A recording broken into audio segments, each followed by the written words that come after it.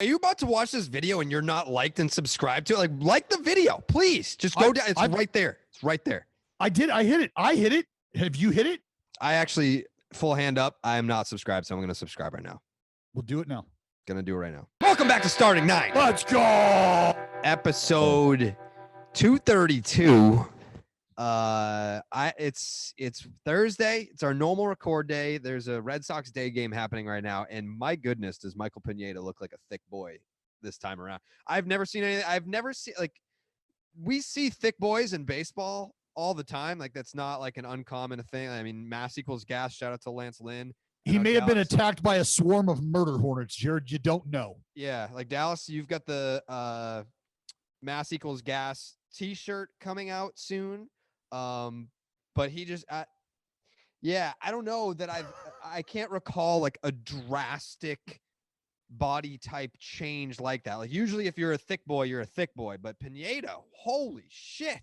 Yeah, it's not mass equals gas for Pineda. It's mas equals petro, which is more equals gas in Spanish. That's the translation. He is not a small dude at all. But I tell you what, he is also not on the list of people I'd want to be fucking with if I was a hitter and had an issue with one of them heaters coming high and tight. No, all good, Mikey Pins, as one of our good friends likes to call him.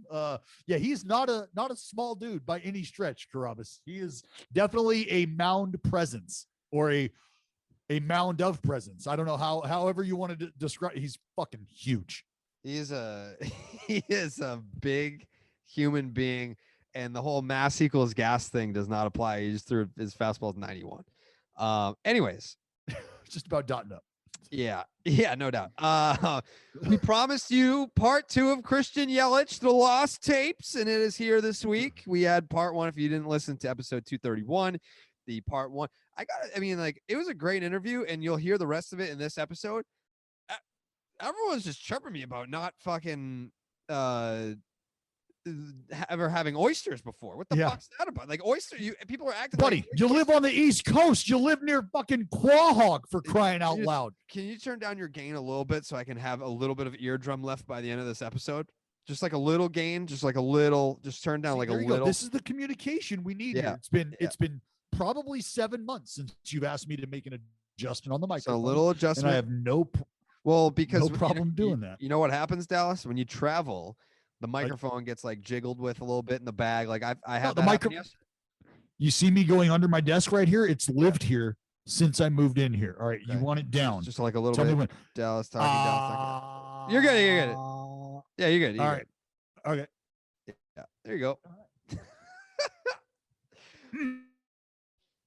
Yeah. So anyways, the Christian Yelich interview, which is 2.5 hours in length. I mean, there's a lot of juicy shit in there. It's a great interview. I thought it was awesome to get him in that setting. Everyone's comfortable. We're out to dinner.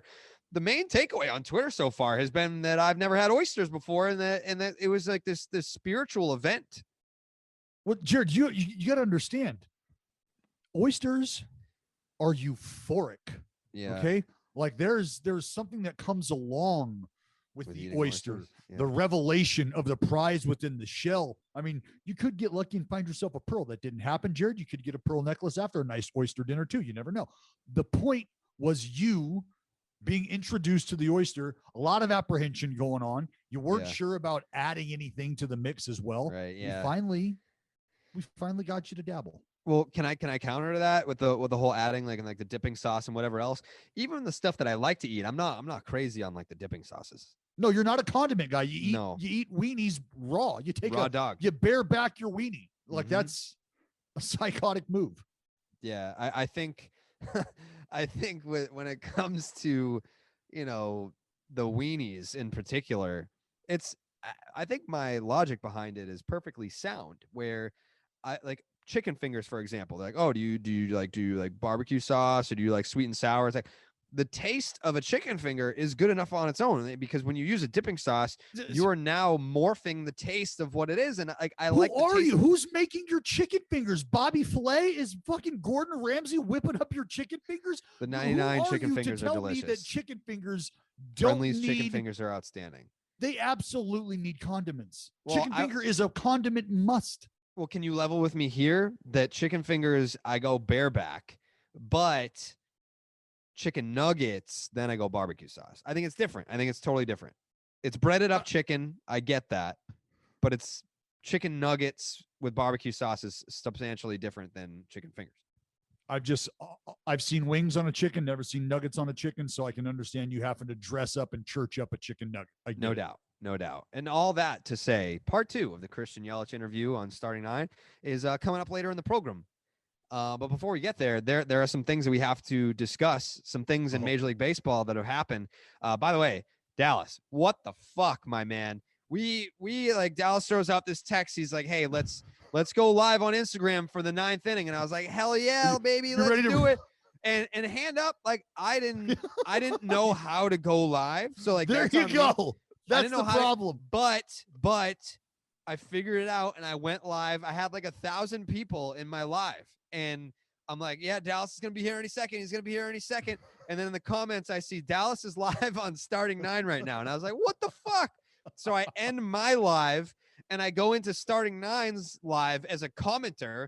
And Dallas is just like having a mental breakdown in the 9th inning, not even looking at the comments. So like, when I go in there, I have to send a request for Dallas to let me in. He's not even llooking. So now I'm just watching Dallas react to the 9th inning by himself, just freaking out because of the hit by pitch, which what was people were like, oh, has that ever happened before? Like, that just happened to Max Scherzer a few years ago. Yeah. Yeah, just happened. Truth be told, when I fired off the text, hey, IG Live, you're like, yeah, should we do it? We were apprehensive about doing it. There were a couple of like emojis back and forth, like, I don't know, we should do it. And I was like, look, we're not going to say a fucking thing. We're just going to go on. We're going to show our face, and that's what we'll do. Mm-hmm. And then you hit me with the, hey, just, I don't know if now's a good time to tell you or not, while we're in the foxhole with these tanks bearing down on us, firing artillery rounds on us, I don't know how to shoot a gun. Whoa. Well, hey, guess what? We're in a little bit of a spot then. So I did know how to do it. So I went live, and you're right. Emotion started to take over. Yeah. Rodon was fucking throwing 95, 99. Yeah. I quickly got entranced, and I apologize for that. Let me apologize here and now for that. Thank you. Because it was, I can understand how you might have felt disrespected. That was not the intent whatsoever. It was kind of like being a starter on my day off. Like I'm watching the game and there's nothing I can do to control the outcome. I'm just, well, I feel now you're kind of making me feel like the manager who told you, hey, go get your spikes on. We're going to need you. Yeah, and then hot. Like I get out on the top step and I just completely forget that I've asked you to get ready. And I apologize. Yeah. That's You fucking dry humped me. I did. I got you up a few times, did not finish. You were not able to release. That's my bad. You absolutely dry humped me. And also, I'm going to need you to be honest with me. If I were to guess, I don't think that you were in a place where you would have been able to operate a motor vehicle. No, probably not. No, absolutely not. No chance. No chance. No. Yeah. The video, if you're curious, is archived and it's on the Starting Nine Instagram. Be sure to go follow, catch up on all the content that's over there on the Starting Nine Instagram account. But as we just mentioned, Carlos Rodon did not throw a perfect game. He had an HBP with one out. Yeah, because Jose Abreu fucking saved it with an outstanding play at first base. Incredible play. Body on the line for the perfecto. Saved it, so he was perfect through 8 1/3. Then he hits a batter on the foot who did not make an effort to get out of the way. And that's where my beef came into play. That's where I got fired up. Yeah. You got to move. What are we doing, Carrabis? He's got to make an attempt, right? You got to make an attempt. You go back and watch the video and not my video of the game. And you can see Rodon even say, like, I got him. He gestures like, I got him. And he says that. He mouths that. And that's why I said in the video, yeah, you got him, lefty, but fuck. Yeah. Because just pick the foot up. Just do something. Play. It's 8-0. Play with us right now. Yeah. Do you really want to sew that on and wear it? Yes, he does. He doesn't want to get perfect games. I get it. But for the boys, come on. For the boys, you could do it. Come on. I just as a competitor, you understand all of it. You get all of it. Like, he's not trying to have his team get perfectoed right now. If it means staying put and statuing and sewing this on, so be it. I will do it. I will be the guy. I'll be the lamb if I have to. And Perez was. I wanted to see it happen. Sorry. Yeah. I wanted to see it happen. Yeah. I mean, I think everyone wanted to see it happen. And I think there comes a point in every perfect game attempt where you, as a fan of the team that's about to get a perfect game thrown against you, you kind of start rooting for history. And I think the only time that hasn't happened in the history of baseball is a little Sunday night baseball game at Fenway Park where Mike Mussina was spinning a perfect game for the Yankees, and Carl Everett broke it up with 2 outs in the 9th inning, and Fenway goes wild. I was there that night. I was there with my dad. I was probably, I don't know, what year was that? Like 90? No. Actually, you know what? 1,000 maybe. So I was like 11. Uncle Schill, I believe. Kurt Schilling was, I believe, I don't know if he was throwing I think it was a no-hitter. Yeah. Against the A's. A's. Yeah. Shannon Stewart. Yeah. Broke it up. Do you know the story behind that? What behind Schill shaking off Veritek? Yes. It was the only time game that he shook off Veritek, and Shannon Stewart got a knock into right field, and that was it. Were there 2 outs? Yes, there were 2 outs. There's 2 outs. Oh my God. Yeah. Uncle Schill. That's why it was just like a hey, you fucking sure you want to do that, dude? Yeah. I mean, like, by that point, I'm pretty sure Veritek had already caught 4 no-hitters in his career. Yeah. I'm going back right now, just trying to look up some of the Hideo numbers. Nomo, Derek Lowe. Yeah. Because Rodon, it was, and I typed this out. I think it was at like, it was in the 6th inning, and I just typed out to myself, like on a notes thing, if it looks like this, it's a done deal. And it's not like I was prognosticating anything that anybody hadn't already seen, but there comes a time in those outings, and it comes a time in a regular outing where you are just assessing the swings, the totality of the evening, and what is left ahead. And there comes times where you're like, yeah, man, like, this is a done deal. It's a wrap. You could tell early on the way he was throwing the ball. Hey, ball's coming out of his hand pretty good. Like, looks really good. 3rd inning, 4th inning, you start to notice that. And then later in the ball game, you're looking at, like I said, some of the swings and the results, and you're like, bro, this fastball is only getting better right now. Like this, it's livening up in the zone, and the breaking ball is getting sharper as we're going along right now. Like, I know what that can mean. It's fucking not good for those boys at the dish. That's for damn sure. And that's what you saw. 99 last bolt of the game. I mean, come on, man. But I mean, 114 total pitches, 75 strikes, 50, 38 of those for strikes, 31 sliders, 18 of those for strikes, 26 changeups, 19 of those for strikes. He had 19 total swing and misses, 12 on the fastball, 5 on the slider, 2 on the change piece, 7 strikeouts, 3 on the heater, 4 on the slider. And remember, not a single fucking hit. Nope. None. 0. And, I think the biggest detail that we haven't even mentioned here yet, shoulder surgery, Tommy John surgery. I mean, he has come back from so much, to at one point not even really knowing if he was going to be back with the White Sox organization. Like, there had to be DFA'd. Yes. Like, this is a point, like a turning point in his career that goes beyond just health, where it's now we're talking contractually, do I have a job? Is it with the team, the only team that I've ever known? And to overcome that on top of having, I think was it the second? It was either the first or the second no-hitter that was completed within like fewer than 2 years post TJ surgery. TJ. I don't know about TJ. I was going to say Johan threw his no-hitter after capsule surgery. Yeah.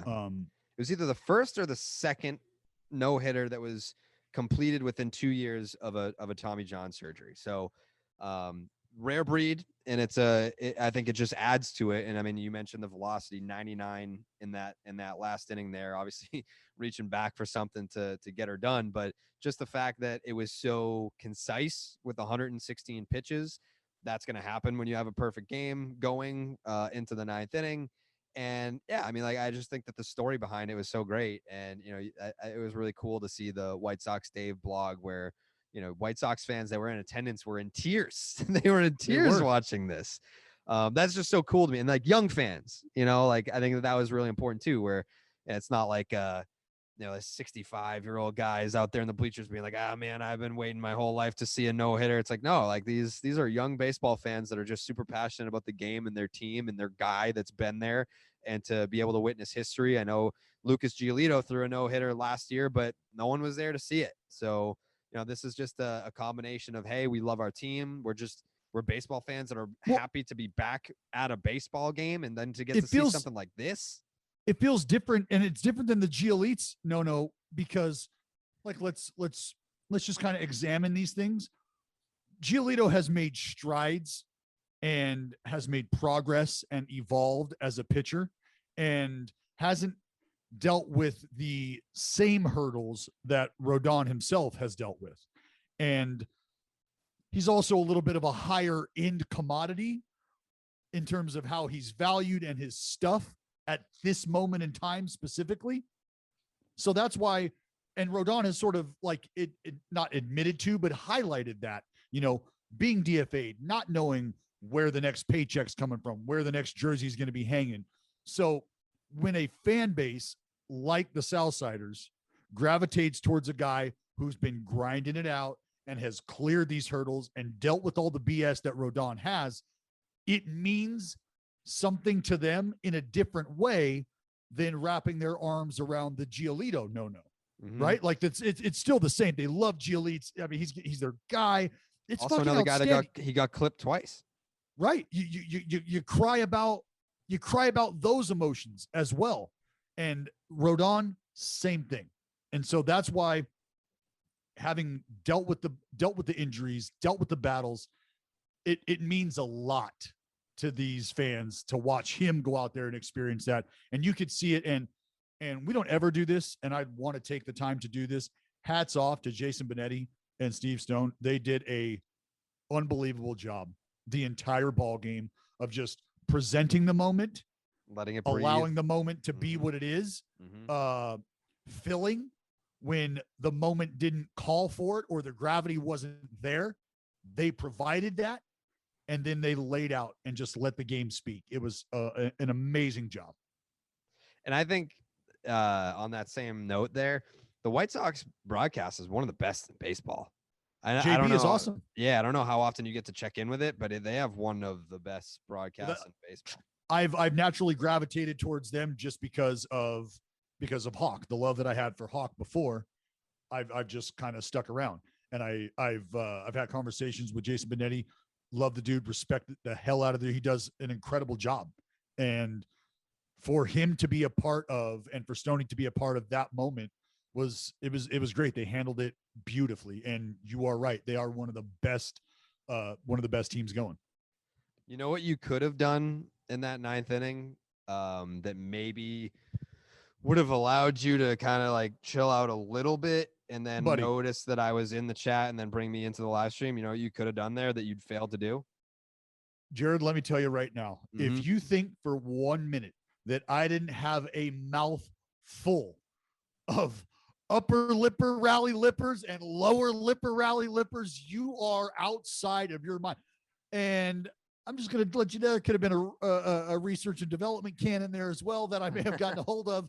And yeah, Carrabis, it wouldn't have done me much. The folks at Canadips do a great job of lowering the nerves and getting that anxiety down to a manageable place. I don't know how much help it was for me last night.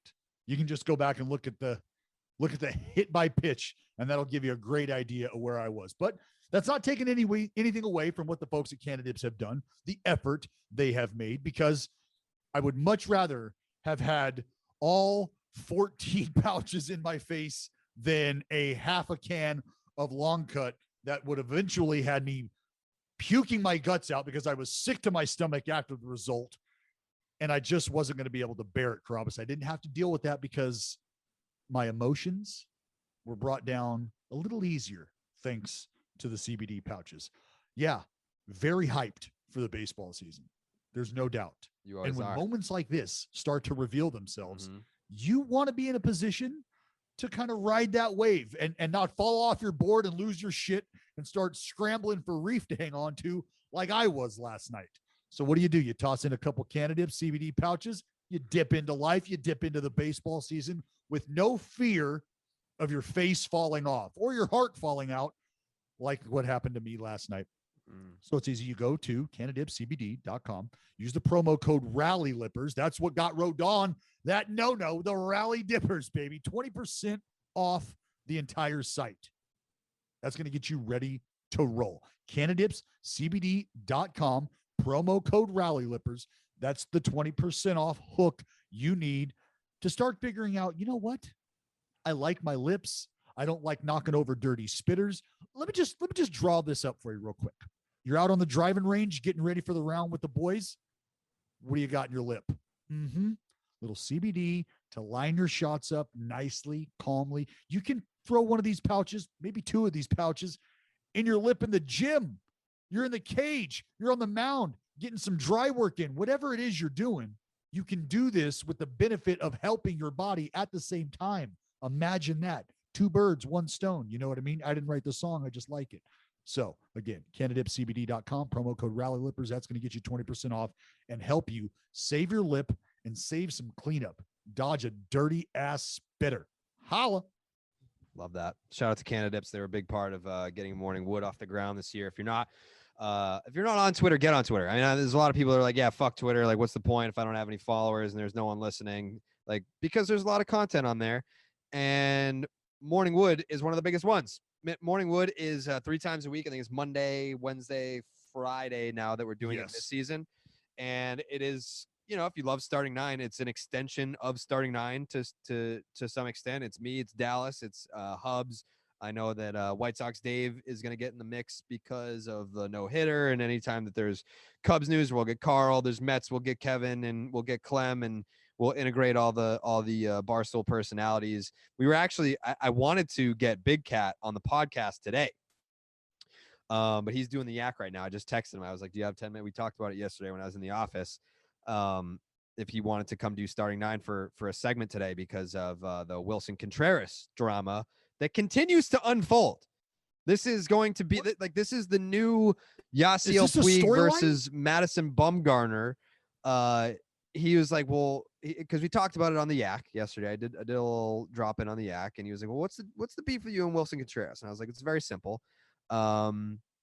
He blocked me in 2016, and that was because he bat flipped like a wall ball double or something, and all I did was tweet the video, and then he blocked me, and I was like, that dude's soft. So it's just kind of like an inside thing that I had been doing since 2016, and then when I did it this time around, I think my audience is a little bit bigger now than it was in 2016, so people didn't quite pick up on like the joke or the reference that he's soft. So Cubs Twitter just had a fucking full-blown meltdown in my Twitter mentions because I called Willson Contreras soft because he got hit, and like they were referencing last year. I think he's gotten hit like 12 times in like 20 games or something like that. But at the time, he had gotten hit twice this year. And the first one was in the head, and then he just took his base, which not intentional. Like the Cubs, I mean, the Brewers are not throwing at Willson Contreras intentionally.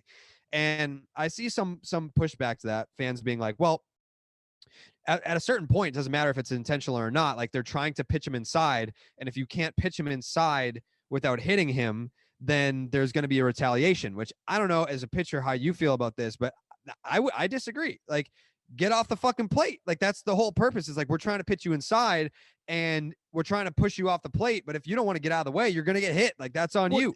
How do you tell me as a pitcher, if I can't throw inside, I don't get to, and in the same breath, you just get to crowd the plate and make it all the more difficult for me to try to throw strikes in there? So you get to carve out an entire region of the batter's box and strike zone, and If I can't throw a strike in there on the first pitch, you then get to tell me that I can't continue to try to throw the ball there? Who the fuck are you? Yeah. Let me tell you who you are. You're wrong. Yeah. So I they throw it Brandon Woodruff. They throw behind Brandon Woodruff. Yeah. So I make the point. And best part about the Brandon Woodruff. No, he said, you fucked up. Yeah. Oh, you fucked up. Yeah. You fucked up. Oh, Yeah. it was fine. No, it was great. It was great. He just backed up and shook his head. It was like, you just signed your death warrant, right? Mm-hmm. Yeah. So the big detail here is that Willson Contreras gets hit in the head the first time this year. Sucks. You don't want to see that in baseball. And Never. There's not a place in the game for intentionally doing that, but this was not intentional. And then you have before the second time that Willson Contreras got hit and then kind of started to walk out towards the mound like he had an issue with it. The bat before that, he leaned his elbow out into the strike zone trying to get hit on purpose. So my whole thing was, you lose your right to complain about getting hit when you actively are trying to get hit. Like, you can't be like, oh my God, there's this narrative that, oh, the Brewers keep throwing at Willson Contreras and this and that. It's like, well, you're trying to get hit. Like, and let's put some context. Let's put some context to that. That is a game in which the Cubs, I believe, only had 1 or 2 hits at that point in time in the 6th inning of that ball game. They were down, so they needed base runners. If that's Willson Contreras' response to that, I understand that. I can get that. You're trying to get drilled. You know who was on the mound at that time? Brent Suter, throwing all of 86 miles an hour. Okay? Yeah. So now fast forward to the 9th inning when he does get drilled. Guess what? Score, still the same. Hits, still the same. So you're still losing just like you were in the 6th inning when it was really important for you, Willson Contreras, to get drilled or get on base by any means necessary. Well, when you fast forward to the 9th inning and the game situation is exactly the same, some would even say more dire because you have less outs to work with here. Why then is being a base runner by any means necessary not on your radar? Why then? What changed? And like I said on Twitter, the only thing that changed about the game scenario was the velocity in which the dude on the mound was throwing with. He was all signed up to wear 88 like a fucking hero, right? Go out under shield like a fucking Spartan because you took 88. Come on, guy. I got my grandma chucking spatulas harder than that in the kitchen. So yeah, 94. Oh, that's going to leave a mark. You don't like that one. Now you want to come out and go get somebody. Get the fuck out of here. Yeah. It didn't sit well with me. And I know Cubs fans, like I said, I was like, you guys can talk whatever shit you want to me on Twitter. Like, you're defending your guy. Like, I get it, but you're wrong. Because once you throw at Brandon Woodruff, what I said was, in this whole melee that's gone on between these two teams, only one team has intentionally thrown at someone, and it was you. It was the Cubs. So yeah, like, I get being frustrated when you get hit a certain amount of times, but I lose all sympathy when you get caught trying to get hit on purpose. And, they're trying to pitch you inside.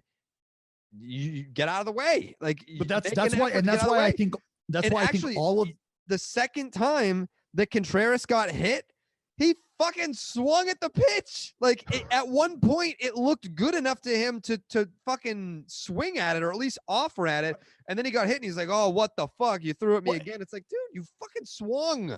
And remember, the pitch that he tried to get hit by earlier in the game in the 6th inning was called a strike.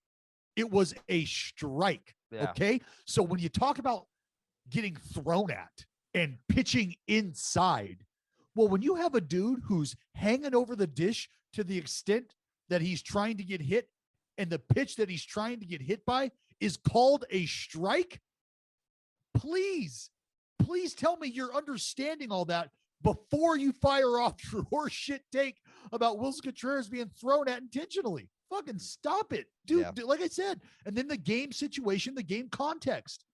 Like, ask him, why were you okay with getting hit in the 6th inning when you needed base runners, but you were not okay with getting hit in the 9th inning? Like, here, Willson, you tried to get hit here because you needed base runners.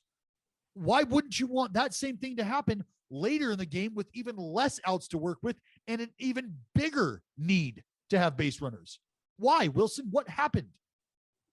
Did you also see his post-game press conference? No, I've got other shit to do. So he basically said, yeah, we weren't throwing at Woodruff there. If we were going to throw at someone, it would have been a position player. Why? And that is a complete lie, because that is everything that the position players talk that shit about in the clubhouse. Oh, you pussies throw at people because you know you ain't got nothing coming back to you. That's why you motherfuckers throw at people, because ain't nobody going to dot you up. Ain't nobody going to line you up. That's a dream for a position player, is for that pitcher who's been talking that shit and letting heaters fly at people to be in the batter's box, ready to sew one on. That is the move. The problem that Willson is probably dealing with there is that there is that code of sorts where you don't see middle infielders take out middle infielders. That used to be the way when middle infielders could do that. That didn't happen. Catchers aren't going to run a catcher over at home plate on a bang, bang play. And pitchers aren't going to be drilling their counterparts. That's just kind of something that's lived in the game. Well, right along with bat flips and celebrations and all that other stuff, the game's changing. So maybe a pitcher is going to say, you know what? Fuck it. You're going to start dotting my guys up. I'm going to start lining you up. But for a position player to ever go on the record and say, we didn't want to do, that's just, don't do that. Don't do that, because we all know better. Yeah. Moving on. It's Jackie Robinson Day. And again, we're watching the Braves Marlins game right now. We've got Twins Red Sox. Red Sox, by the way, going for 10 consecutive victories. A couple things that I want to mention here about Jackie Robinson Day. I think it's really cool. One of the cool things that baseball does is on Jackie Robinson Day, where they all wear the number 42. It's they don't do that in any other sport, to my knowledge, where like they honor someone that means so much to the game by everyone just, bam, we're going to honor this guy as a league, as a brotherhood. And I love that. And I was kind of wondering the other day, I was going to tweet this out, but I felt like the answer was obvious and that everyone would have just had the same response. But is there another guy in Major League Baseball history who deserves to have his number retired by every single team? And well, yeah, you know it, and I know it, right? And that's it's why been talked about. I've made the push for it. Like, I mean, it's not an official, but I've long said it. There's no reason why Roberto Clemente's number is not side by side with Jackie Robinson's. Yeah. There's no reason. I can understand, maybe not such similar plights in terms of getting to, sticking to, but still they dealt with some of the same hurdles, and what these men meant to the game of baseball by virtue of their character as human beings is what we are celebrating, because the opportunity for other individuals in their same likeness to experience what they experienced might not be here if it weren't for them being able to take the sticks and stones being cast at them, to have to deal with the social hurdles, the socioeconomic hurdles, just to get to a point where they're playing baseball. If those men and their stories aren't celebrated and revered, we are doing a disservice to the game and to the boys and girls who we want to fall in love with this game moving forward. So you have to put men on the pedestal that they have earned and deserved through their production on the field and their character in life. You have to do that as a steward of the game, as a gatekeeper of the game. Whoever's in that authoritative position to make that call, Uncle Manfred, I'm looking at you. Make that shit happen, player. Let's go. I mean, we have guys in our game today, black, white, Asian, Mexican, doesn't, whatever.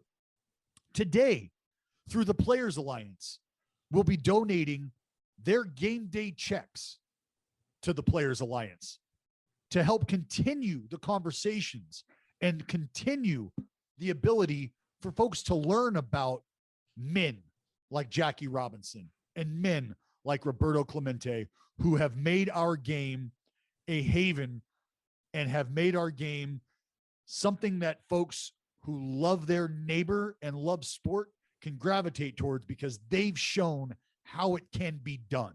And we need to give that example to everybody who loves this game around every corner. I agree. Yeah, I think when you talk about guys that should have their number retired across the game, I think that conversation begins and ends with Roberto Clemente for all the reasons that you said, where it goes beyond just, like the reason why Jackie Robinson is honored on this day and the way that he is honored is not because he was a great baseball player who won an MVP and a Rookie of the Year and he's a Hall of Famer. It goes beyond that. It's what he did for the game as a human being and for the world, not just the game, for the fucking world. Thank you. As a human being. And the same can be said for different reasons for about Roberto Clemente. So yeah, it would be nice. It would be nice to see some sort of acknowledgement of his. Like I genuinely think that there should be, I mean, like Dodger, this is one of my favorite things about going to Dodger Stadium is seeing Jackie's statue. You go to UCLA, there's a statue. There should be one in every ballpark. There should be a Jackie Robinson statue in every ballpark. There should be a Roberto Clemente statue in every ballpark. I can't think of one good reason why there shouldn't be. If you're genuinely interested in passing on parts of this game that mean what they mean, the little boys and girls in Oakland, California need to know as much about Jackie Robinson and Roberto Clemente as the little boys and girls who go to PNC Park or go to Yankee Stadium or go to Dodger Stadium. They need to know these stories and what these men represented. They do.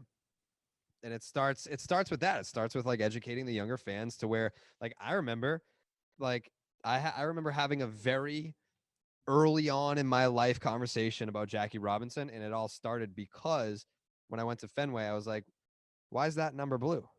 Like, well, the Red Sox, why, like, so who's that? All right, that's Ted Williams. Those are red. Why is that one blue? And then you have to start to have like that's Mo Vaughn's number. Because by that point, like, there were still players, right, that were wearing Dave Henderson, Mariano Rivera, and at the time Mo Vaughn, and then they had put the number up there, and it's like, you start to have these conversations, like classic kids just being like, why? What's that? What's that? Why?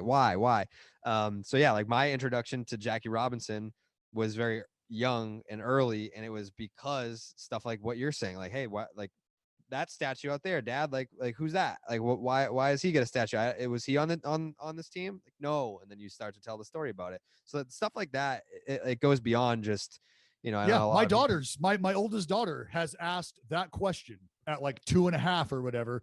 Like, why am I standing? Like, who's this, Dad? Who's this? And I give her the basic rudimentary, whatever I can give her that she's going to understand. Like, all right, like, Baby Shark. It's like if Baby Shark wasn't going to be allowed to swim with the other sharks, and you try to give them the basic info you can, because you want them to know, like, sweetheart, you've been put to bed with stories of this man, and you will put your children to bed of stories about this man. And that's who this is. Yeah. So eventually they'll get the fucking point. But today we wrapped up an interview with Tim Dillard, who's now a broadcaster for the Milwaukee Brewers. And I feel like he's not someone that would need this product, but he is someone that looks like he uses it. I can tell you that. And that would be Man the Fuck Up. Today's episode is brought to you by the team at Man the Fuck Up. These guys have struck gold with their ultimate beard growth supplement. I can't wait for mine to get here. It's going to be great. Struggling to grow a beard, tired of dealing with patchy bitch beard, or you've just got a weak chin that you're trying to hide, which is in my case. I got like a pointy ass fucking chin. It's time for you to man the fuck up. It's all natural and specially formulated to help you grow your facial hair stronger, faster, and healthier. Right now, what you got to do, take out your phone, go right ahead, take that shit out, text starting 9 to 66097. That is 66097 to score 20% off Man TF Up Ultimate Beard Growth. And that is one thing that I will say about having a beard is that I don't know I don't know that I have the same opportunities in life, whether it be professionally or personally, if I didn't grow a beard. I don't know. What do you mean? What do you mean personal opportunities, Jared? What do you mean by that? I think I would probably considered, like, instead of being a 5, I would be a 3 without a beard. And I think I don't know that Barstool is hiring, a pointy faced dude to be their loudmouth baseball guy. Like, it's kind of, it gives you an edge. It definitely gives you an edge, and it makes you feel better. It's like I said, it's a socially acceptable mask. Yeah, I'm just gonna try. I'm gonna try to grow a beard on my mustache. That's what I'm doing with this stuff. Is I just want to see how much fucking hair I can actually grow. Do it. So yeah, again, it enhances your beard. It helps you grow a thicker, fuller beard. Get rid of that patchy ass shit on your face. Text starting 9 to 66097, and that'll get you 20% off.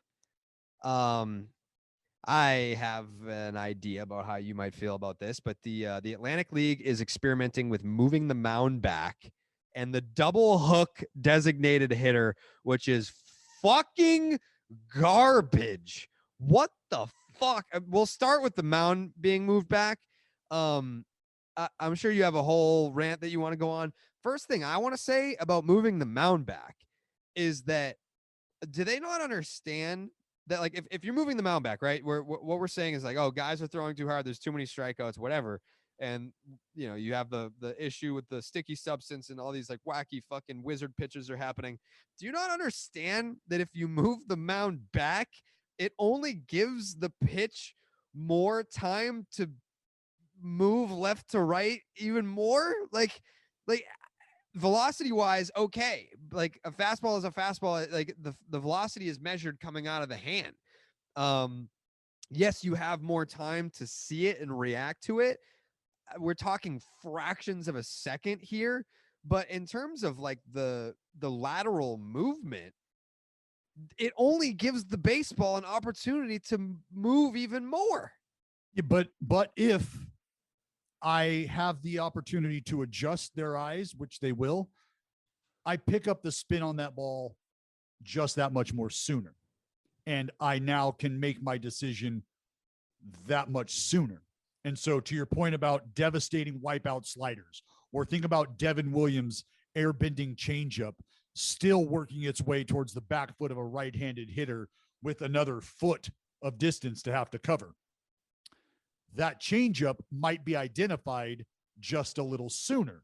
And that movement that you think could result in the wipeout could, in fact, make that pitch not as appetizing, because you do see how quickly that damn thing is bearing in on me. I can't offer at this. So with that foot of distance taken away, and now we're only at 60 feet 6 inches, my decision-making time is shorter, and I've got to commit to that changeup that is eventually going to hit me in the back foot. But I don't know that yet, because I don't have just that much more time or just that much more distance to make my decision. That's why we talk about hitters the way we talk about, and hitting the baseball being as hard as it is to do, because of the velocity and the vertical and lateral movement involved in this. They are absolute freaks to be able to put the barrel on the baseball moving at that rate of speed. You reduce those, you give the hitters a little bit of a fighting chance. Here's the idea, Jared. Since the start of last season, major league batters have an expected batting average of 237 against 93 mile an hour, 2 and 4 seam fastballs. A 273 expected average against 92 mile an hour fastballs, and a 334 expected average against 91 mile an hour fastballs. So when you start to reduce the velocity by just a tick, you can see the increase in potential offense. And that's why I laugh at stuff like this, because we have done everything we can to give these hitters the best possible shot at competing against the pitchers. And they'll never be able to do it. That's your dumbass fault for trying to be a hitter. But when this game first started, we allowed hitters to request pitch height, speed, and location.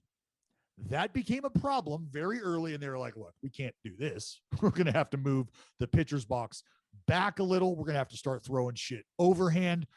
We can allow these guys to make it move. We got to do a lot because this is not how this game can go. So we've made adjustments, and Bob Gibson showed up and shoved it up everybody's ass in 68. And they were like, well, we can't let him just stand on top of a mountain and throw 98 down these guys' throats anymore. We got to lower the mound and make them a little more level. So they've done that. And now all we've done as pitchers is adjust and throw things harder, faster, and make it move more than it ever has. So what do we got to do? Fuck. We've made him throw it overhand. We've move them back at this point. Like that's all that's left to do. Move them back. So that's where we're at. What's funny is I've talked about this a lot. I've talked about this for years about, wouldn't it be crazy if baseball teams started to treat the distance of the mound like they do their outfield walls? The reason you want to go to Yankee Stadium as a lefty, because guess what? You can dive out over the dish and yank and pull all day long down that short porch. Have fun. You go to Fenway, pepper left field, make some money, hitting fly balls to left. Well, what if you went to New York and you were like, I don't want to go to New York. The fucking mound is 63 feet away from home plate. This week is going to suck, but I can't wait to get to Oakland because it's only 58 feet in Oakland and my shit's going to tick up. I'm going to be real sexy. Well, here we are. Here we are in that moment. How do we get offense? How do we generate this game and get it back to something that resembles action as opposed to teaching kids to get excited about just strikeouts and just homers? So they're moving the mound back. Injuries, adaptation, like strike zone adaptation. There's going to be a lot that goes on here. The injury thing is something that I'm paying special attention to because now you've got guys that are going to want to really dial shit up. Now 93 is not 93, and they're going to be looking for it because we're cavemen out there sometimes. And what happens when you need to throw it harder? You try to throw it harder when all you need to do was locate. Well, now you've got an extra foot of ground to cover. Maybe you're going to step on it. You shouldn't. Elbow goes, shoulder goes. Who knows? I really want to talk about this fucking DH thing because I mean, by the way, I hope that neither of these rules come into play. But what purpose is this DH rule going to serve? And I feel like I'm obviously more, I guess, pissed about it because my team has a full-time DH, whereas most teams kind of use the DH spot as a rotating place to give a guy a day off or whatever. But to my understanding, right, like you're basically, once your starting pitcher comes out of the game, you lose the DH spot in your lineup, you become a National League team. Correct. This is in an effort to eliminate the pitching changes at the frequency with which we've seen pitching changes occur. So if you pair this with the 3-batter minimum, now what you have is a big decision to be made. No way. Acuna just fucking hit another home run. You're welcome. Oh my God. Braves fans, you're welcome. Because it was 10 minutes after I told you he was cold that he turned it up. He turned it, and it hasn't been turned off. He's hot as fuck.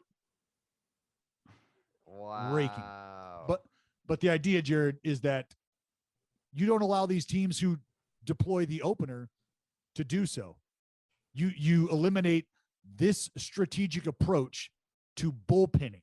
You effectively kill bullpenning by forcing the manager to decide whether or not he wants to just match up the whole game or do you like offense? You're going to determine what this game looks like, at least on your end. That's what this rule is doing. So do I understand where that rule is coming from? Yep. Does it make sense? If we're being honest and you're thinking about trying to bring something back to the game, then yeah, it makes sense. You don't want to see the pitching changes. You don't want to see this bullpen strategy deployed where the first 3 arms you see out of the game might cover 3 innings. You don't want to see that. It's still garbage. It's still garbage. Like when you have like you've invested money in a designated hitter, or you have like these guys at the end of their careers, and it's like, all right, they're transitioning to being a DH, and it's like, all right, like best case scenario, we have you through the fucking 7th inning. Like that's terrible. Like you want like your DH, like especially with a situation with the Red Sox, like JD Martinez is the best hitter in their lineup, and now they're not going to be able to have them in their lineup if their starter goes fucking 4 1/3. He's just done after that. Like it's a terrible rule. Yeah, I mean, in terms of a blow up game or a blow up inning happening, that sucks. You're Like how many absolutely guys right. are even going 7 innings now? Like even like the aces of today's game. 4.8 innings, or not 4.8, excuse me. Or is that right? I think it was right. Yeah, it's like 4.8 innings is the average outing That's terrible. for a starter. Yeah, well, I just saw this stat too. Shit. Yeah, it's not great. It's not great. So that's the idea, is they're trying to prevent all of these all of this movement. So I understand that rule, but like you just laid out, the guy gets shelled early, you lose the ability to compete offensively because my guy got shelled. That's not great. It's a terrible, terrible rule. And I hope to God it doesn't. Like I've never been the guy to you know, come at Manfred to be like, all right, this guy's ruining the game. If he makes this rule, you've made a mortal enemy, and I will not stop until you're removed from power. Well, I think we're still a ways away from that. I think we're still a ways away from You do not want to light that fire, because that's a horse we do not want to see run. I can tell you that. No, because I have nothing better to do than to just harass you until you reverse or step down. Those are your options.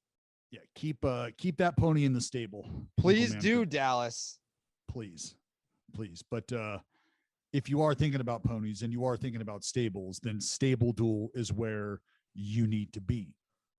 Baseball has always been America's pastime, but the sport of kings, Carrabis, horse racing, very, very close second. Okay. Stable Duel is bringing a new way to play the ponies right now to you and I, to everybody, with a lot lower risk and a lot bigger payouts, just like fantasy football. So you know how that rolls. This is how Stable Duel rolls. You pick your team, you pick your ponies, select your stable, 10 horses, and you watch your points rack up. Super easy. Daily games, huge cash prizes. If that doesn't grab your attention, the fact that it's easy to play should, because you're not having to do math here. You're not having to figure out fucking science. It's just pick your ponies and watch them run. So go download the Stable Duel app now. Start playing right out of the gate, coming out hot, low buy-ins, big payouts, play against your homies, and let's see who the real king of the king of sports is with Stable Duel. I know you love those ponies. We got some news and notes, little pepper here, Carrabis. The Bravos, little dinged up. Yeah, I don't like this. Max I Fried. don't like any of these. No, Max Fried, IL. Christian Pache, IL. Young stud outfielder. Quickly, thoughts, feelings? Is this anything we need to be worried about? Yeah, I mean, like when you already lose Mike Soroka, now you're dealing with Max Fried being down. It's not like, I mean, like Acuna has been, like we just said, he fucking just hit a home run again. They haven't. They're not winning baseball games. Like this should be a great team, but the injury bug biting the Braves this early is not doing them any favors. Like, there are teams that every single year they come into the regular season out of spring training, and it's like, oh, if we can only tread water until so-and-so comes back. And right now the Braves are in the tread water part of their season early, getting tested out of the gate, and they're not treading water. They're taking on a lot of water, and they're not winning baseball games, and they're playing teams that they should otherwise be. I just almost said fuck because I thought Nelson Cruz just hit one back up the middle. Teams that they should otherwise be able to handle. I'm not saying it's like, oh fuck, like the season's over. I mean, it puts, especially in that division when the Phillies are playing good baseball, the Mets are now playing good baseball. It can get late fast when you are playing in a division like that where you've got a lot of really good teams that are contending for not just an NL East crown, but also a wild card spot, and it's going to get crowded. It's going to get crowded because of the teams and the competition in that division alone. Yeah, the Braves. You hate to waste these kind of performances, especially from a guy like Acuna who's hot right now. So you want to see them get as healthy as possible, as quickly as possible, to make that division the race that we all hope it can be. The Brew Crew, your Milwaukee Brewers. They are light some Locaine right now. Locaine going to hit the shelf. Strain left quad, not great. Yelich also out for his third straight game with some back issues. Brewers not an ideal spot, Jared. We're going to be okay here. I think with Christian Yelich, it's it's more of a situation where the guy's got a big wiry body, and as you start to see guys like that get a little bit older, you've got the aches and the creaks that you didn't feel when you're 25, 26, and you're starting to learn your body as a grown ass adult man. I do think that it's going to be one of those things where you have to be careful with a guy like Yelly. You want him to be 100%, and when he's at 100%, this is a guy that's in the conversation for one of the best players in baseball. And I don't think it's a major issue with him. But you lose a guy like Locaine, who had that monster home run the other day at Wrigley. I mean, he's just a pro. Locaine's a pro. So when he goes down, I mean, it's not just about what he brings to the outfield defensively. It's not just what he brings to that lineup in terms of the thump that he's got in his bat. He is a 24/7 energy guy. So when you're out there trying to, combat the Cubs throwing at you because you accidentally threw at them, and when his presence isn't around, it changes the dynamic of the team. His positive and high energy is something that the other guys on the Brewers feed off of. So yeah, I mean, when you don't have your best player in Yelich and you don't have a guy like Locaine around every day, yeah, that does have a negative impact for sure. And the Astros have COVID. Yeah, they do. What the fuck? How to like? I guess you would know better than me. Like, what are are players? There's obviously no bubble for the regular season. I don't know better than you, and that's the thing is nobody can tell you that. Is I know what teams want their players to do. I know what teams are asking themselves to do and how they're asking themselves to behave at home and on the road. That doesn't mean that guys are following through or doing what's being asked of them. So that being said, what we think guys should be doing, what guys are doing, those are two very different things. And I'm not on the Astros. I'm not a part of that organization. Though we talk to some of those guys, that doesn't mean that I know what the fucking team is doing. So they've got Altuve, Bregman, Yordan Alvarez, Martin Maldonado, Robel Garcia on the injured list as a result of the health and safety protocols. Yeah, no idea. No, they can't say whether or not they've tested positive for COVID-19 or had been exposed to someone who had. So again, when we say that the Astros have COVID, what's that? Some of this is also, if a guy comes in and he's got the sniffles, they pull them out and put them on the COVID list. And then if they test negative twice, then they can play the next day. So like, it could be a situation like that where it's like, I'm experiencing symptoms and then they yank you the fuck right out of there. And if you can test negative, then you can be in the lineup the next day, because it's not like the regular, I mean, this, I'm explaining for the listeners. It's not like the actual injured list where you've got to spend a minimum amount of days on it. If you get placed on the COVID list and you test negative, you can spend 1 day and come right back. Yeah. So it says the general manager, James Click, said he couldn't say whether a player had tested positive for COVID-19 or had been exposed to someone who had.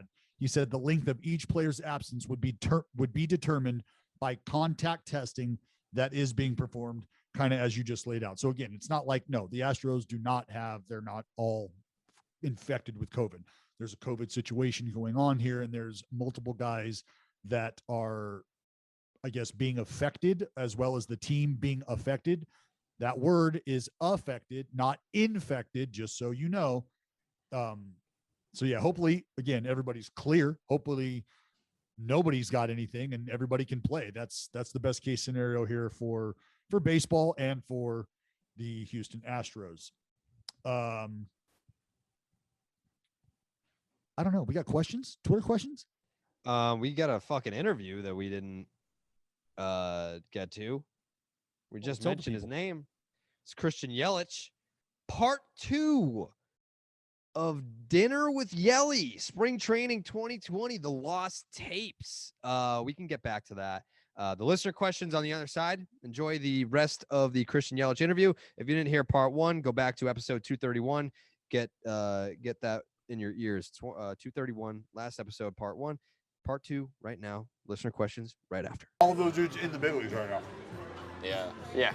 Well, that's not in order, but who's one dude besides Moose that you're like kind of boys with, that you're happy that they finally got paid? It wasn't like I expect them to get paid. It was like, finally got paid. Good for him.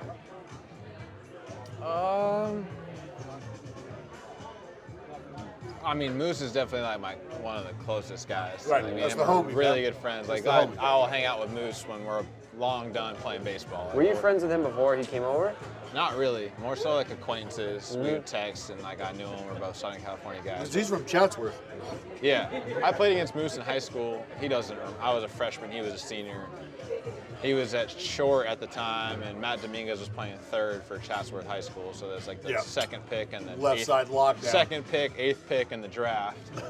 You know, once again, California high See, school you get baseball. California high school. You know, you're like, oh, there you go, 2 top 10 picks on the same team. I think the only comparable area would be, in my opinion, Texas. Texas Arms. Yeah, Arms. Florida too. Florida's Arms. got some good ones. Florida's got some ballers. Nothing compares though to don't think SoCal baseball for whatever. It's because you play all the time, I think. But Yeah, because even in Northern California, it's fucking cold in the winter. yeah, we played all the time, year round. And you just got really good. Yeah, there were days where we were in the gym. Like I can remember in junior college, working out in the gym. I don't know if there's anybody that I really was super close with that finally like got paid that you didn't think was going to get paid. Yeah. They all kind of did. Yeah, I don't know. You mentioned Jose Fernandez earlier. Yeah. What's your favorite Jose Fernandez story? There's a lot of them. This guy was so good. Did you ever go fishing with him? No, I wasn't a big fishing guy, but this guy was so good. Like, baseball was so easy for him. Like, it was not hard. Super hard game, not for this guy. Yeah. There's so many good stories from him. I remember one time against the Phillies, like, it was like Phillies when they were Phillies, though. It was like Ryan Howard, Utley, Rollins, like Victorino. These guys were still playing there. Basically the World Series core still, and like they kind of beat him up a little bit one game.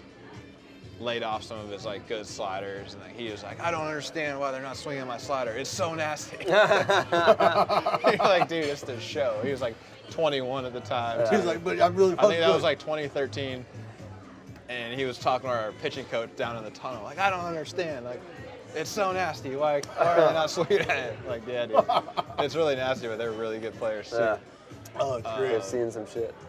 And That's one great. time we were in Tampa, and he was in the training room, like, it was his start day, and this guy was FaceTiming. He was a big FaceTime guy. He was FaceTiming somebody in the training room, like, they were, like, rubbing his shoulder down.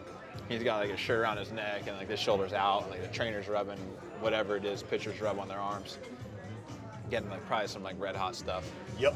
And, Salve. yeah, so getting it hot, and he's like still FaceTiming, like still going, like they're like putting his shirt on, he's still like buried in the phone. Just glove in this hand, phone in this hand. We're fully unied up, spiked up. We're walking out to the field, still on the FaceTime, like still going through the thing. Here you go, pitching coach, hold my cell phone. We're getting loose. 14 punch that day, like. Just super easy. They were talking shit to him too that day. Like something happened in the game. He was kind of cruising for like the first 2-3 innings. It wasn't very crisp. Somebody was chirping, and it was just like punchy, punchy, punchy, bam, punchy. And they just like, it was like they woke up the beast. So the thing about him was like, just let him be, you know? Right, leave him If alone. you started chirping to him, Because that's a dude that you idiot, can just tell like, Yeah. he had the motivation inside. Like you don't Yeah. like. He's going to be grabbing double zeros, and he's going to be ripping off the nastiest sliders you've ever seen. Once you start chirping, Straight he would do that frisbees. sometimes too. But some days he just like wouldn't. Everybody just doesn't have it. Some days. Is- But days he didn't have it, he would go find it pretty quick. Is there stuff like his in the game right now? Like a No, 'cause, complete like, no. complimentary set because his shit No, was electric. because I remember Sure. I'd played center back then for the Marlins, so Right, I had a and so pretty you got a good, front I had a row pretty good seat. view. And I remember thinking like mid game all the time, like I would, Why are they even trying? no, I would just think like, dude, I'm gonna tell people like that I played with this guy. You know what I mean? Like, Right. And it's the only time I've ever really been on a field and thought like, in like 20 years, I'm gonna be like, yo, I played with this guy. Like it was sick, you know? Maybe Ichiro, because like Ichiro is a legend, but that one's a given. Sure. This That just- was established. Right. There's a story coming Yeah. over there. There's a but lot this there. guy, this was like 2013, 2014. You're watching that story. We're being both great. rookies, but we're completely different levels in the league at this point. Like, this guy's established superstar. I'm just some slap that's trying to survive out here. And he was just, I would be thinking like, yeah, that's pretty special. Because I think And that's why it's a shame that he's gone now, is because you'll just never know what that career was going to be. Definitely, we're definitely having a Cy Young already, 100%. Yeah. Oh. At least one. yes. I think that's the You last know, time who I knows where he's at right now. I don't think he probably would have stayed in Miami. He's probably pitching for LA or New York. Who knows? Like, you just don't know. Boston, somewhere, you know? because that's a personality that I mean. He loved Miami, though, so he wanted to stay there. He loved Miami. So I was going to say that's a personality that I feel could have brought the game to wherever he was going to be. He didn't need to go to. He could bring This guy it. was different, though, man. He would like to tell you, like, I'm going to play for this many years, and I'm going to sign this contract for like $250 million, and then I want to be the closer for 2 years somewhere. I forgot where he said. I think it was like, he was like, then I'm going to be the closer in Texas for 2 years. just I was because. like, just two? And he's Just like, because yeah, I want just 2 years. I'm gonna get into fucking cactus boots and shit. Yeah, I'm and gonna want to wear a hat. he picked Texas, and I was like, why Texas? Like, I don't know. I want to play in Texas. I want All right, barbecue dude. right Okay, now. dude. And so he wanted to pitch for like 10 more years as a starter. I forgot where. It's either Miami or like New York. And then he was going to be 2 years the closer in Texas. And then it was deuces. I'm See ya, fishing. right? He's Yeah. done. I was like, I respect the hell out of I it. was just saying like, Retiring at What? 33. yeah, I like, dude, I don't know what I'm going to be doing tomorrow. Bet You the know, hell like out of how it. much money you're going to make in the game. That's and like for, Ohtani. You remember the how long? You remember the Ohtani letter? Did you know about the letter that he wrote? No. So he wrote Oh, yeah. a letter to himself, like basically outlining where he would be at all of these benchmarks in his career. So like, I'm obviously paraphrasing, but like, you know, by 29, we'll have signed my multi-year deal. We'll have X amount of dollars in the bank. We'll have this many children. I will have accumulated this much WAR. My ERA will have been this. By year 34, my velocity will have gone down. I'm going to be having to figure out ways to get outs differently. Like, it's an extremely He wrote in Hall of Fame, too. detailed letter of how life is going for him. And this was like fucking years ago. Yeah. I don't know what I'm doing tomorrow, bro. Right? You know what I Like, mean? come on. I'm probably going to the spring training facility at some And that's point, about it. but I can guarantee that Yeah. much. Gonna watch some live VP. Gonna watch. Tracking. Yeah. You big tracker? Big spring tracker? I like looked at live VP today. I'm like, oh, look at that. That looks really fast. Good luck, guys. Hater was throwing. I was like, oh, I'm gonna see you guys in the clubhouse. Oh, I got God. no time for Have you that. seen him yet in live BPs? Do you even like want ever? that? You're not are you doing that to yourself? No, because I'm like, this is not the year. You know what I mean? Like, that's really fast. Yeah, that's like the game just creeping up on you in your own camp. You don't need that shit. It's all about like little victories in spring training. That's Yeah. not a victory. No, That is not a fishing victory. for that one. Not at all. That is setting yourself up for failure. Yep. Good Fernandez stories though. Yeah.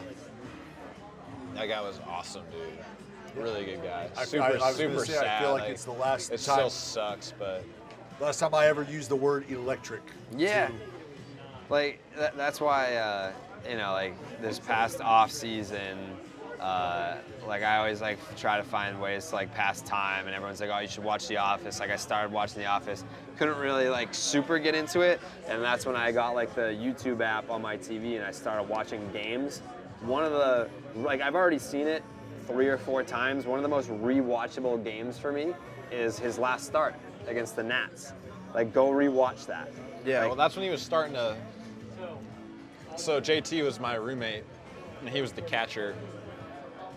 So he would tell me about all the pitchers all the time. Like he'd make the scouting reports, and JT's really smart guy. Like, Yeah. He had really good scouting reports.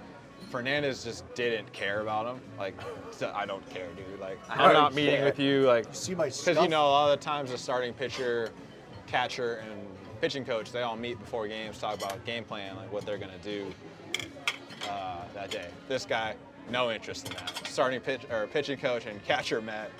Starting pitcher would be doing who knows what that day. Shadow boxing in the weight room, doing cannonballs in the pool, anything but sitting at that meeting. That start, they finally got him to like sit down, game plan. He was finally interested in And how to attack. how to attack guys. Like, okay, this is this guy's weakness. This is his strength. We're gonna stay away from that. Like sitting down, and it was just pure domination. So there was like another gear that was about to go there because it was like he grew up a little bit, and it wasn't just pure talent. I'm better than you. Well, he wasn't just going to be out stuffing guys. Yeah, it would be He like was going JT, to- you just put down whatever, I'll throw that. Right. You know, and it worked. Because I think about That Lincecum. worked. I think about Lincecum, a Yeah. guy who just outstuffed the league. Like, yeah, it didn't matter. Like, the dude is legitimately sleeping on the couch 10 minutes before the fucking game starts, right? Oh, I'll run out of there. Yeah. Yeah. Two There's like- size, appreciate you. There's like 2 guys in the league that can do that. You know, everybody else has to prepare. And Right. You can still play at a high level, but you have to Yeah, I was prepare to get there. because I was the dude Some who guys was. they're just better than you still, even though it's Major League Baseball. Who are those 2 guys for you? I don't know. Let me think.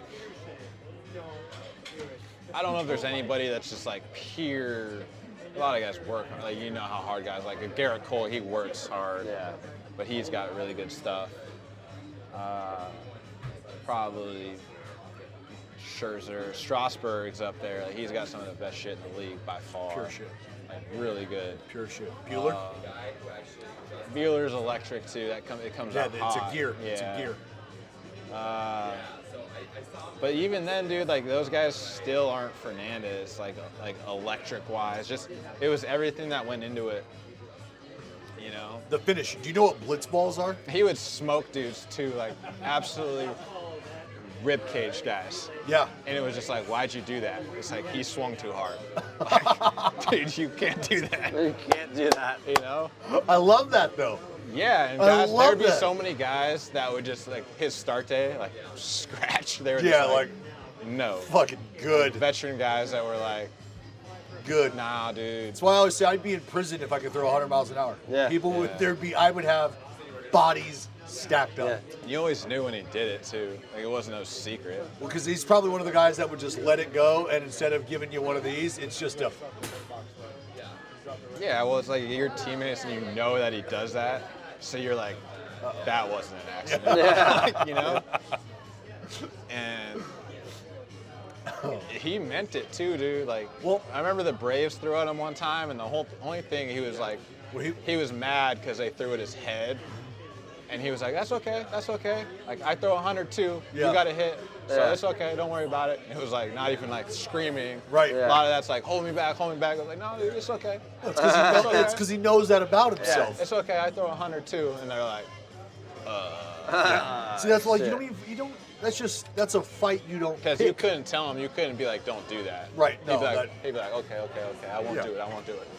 Bam. Like you said, the dude's doing fucking cannonballs in the pool He before did. the game. He was. He Well, I was believe it. literally jumping in the pool, cannonballs, start day, or like in the boxing in the weight room, like shadow Gym boxing, shadow boxing. screaming like it's time for the main event. Is that? I love it. Is that one of the weirdest things you've like walked in on a starting pitcher do? It's the only. It's so unique. Most of these guys are like, I won't talk to you, like headphones on, like this.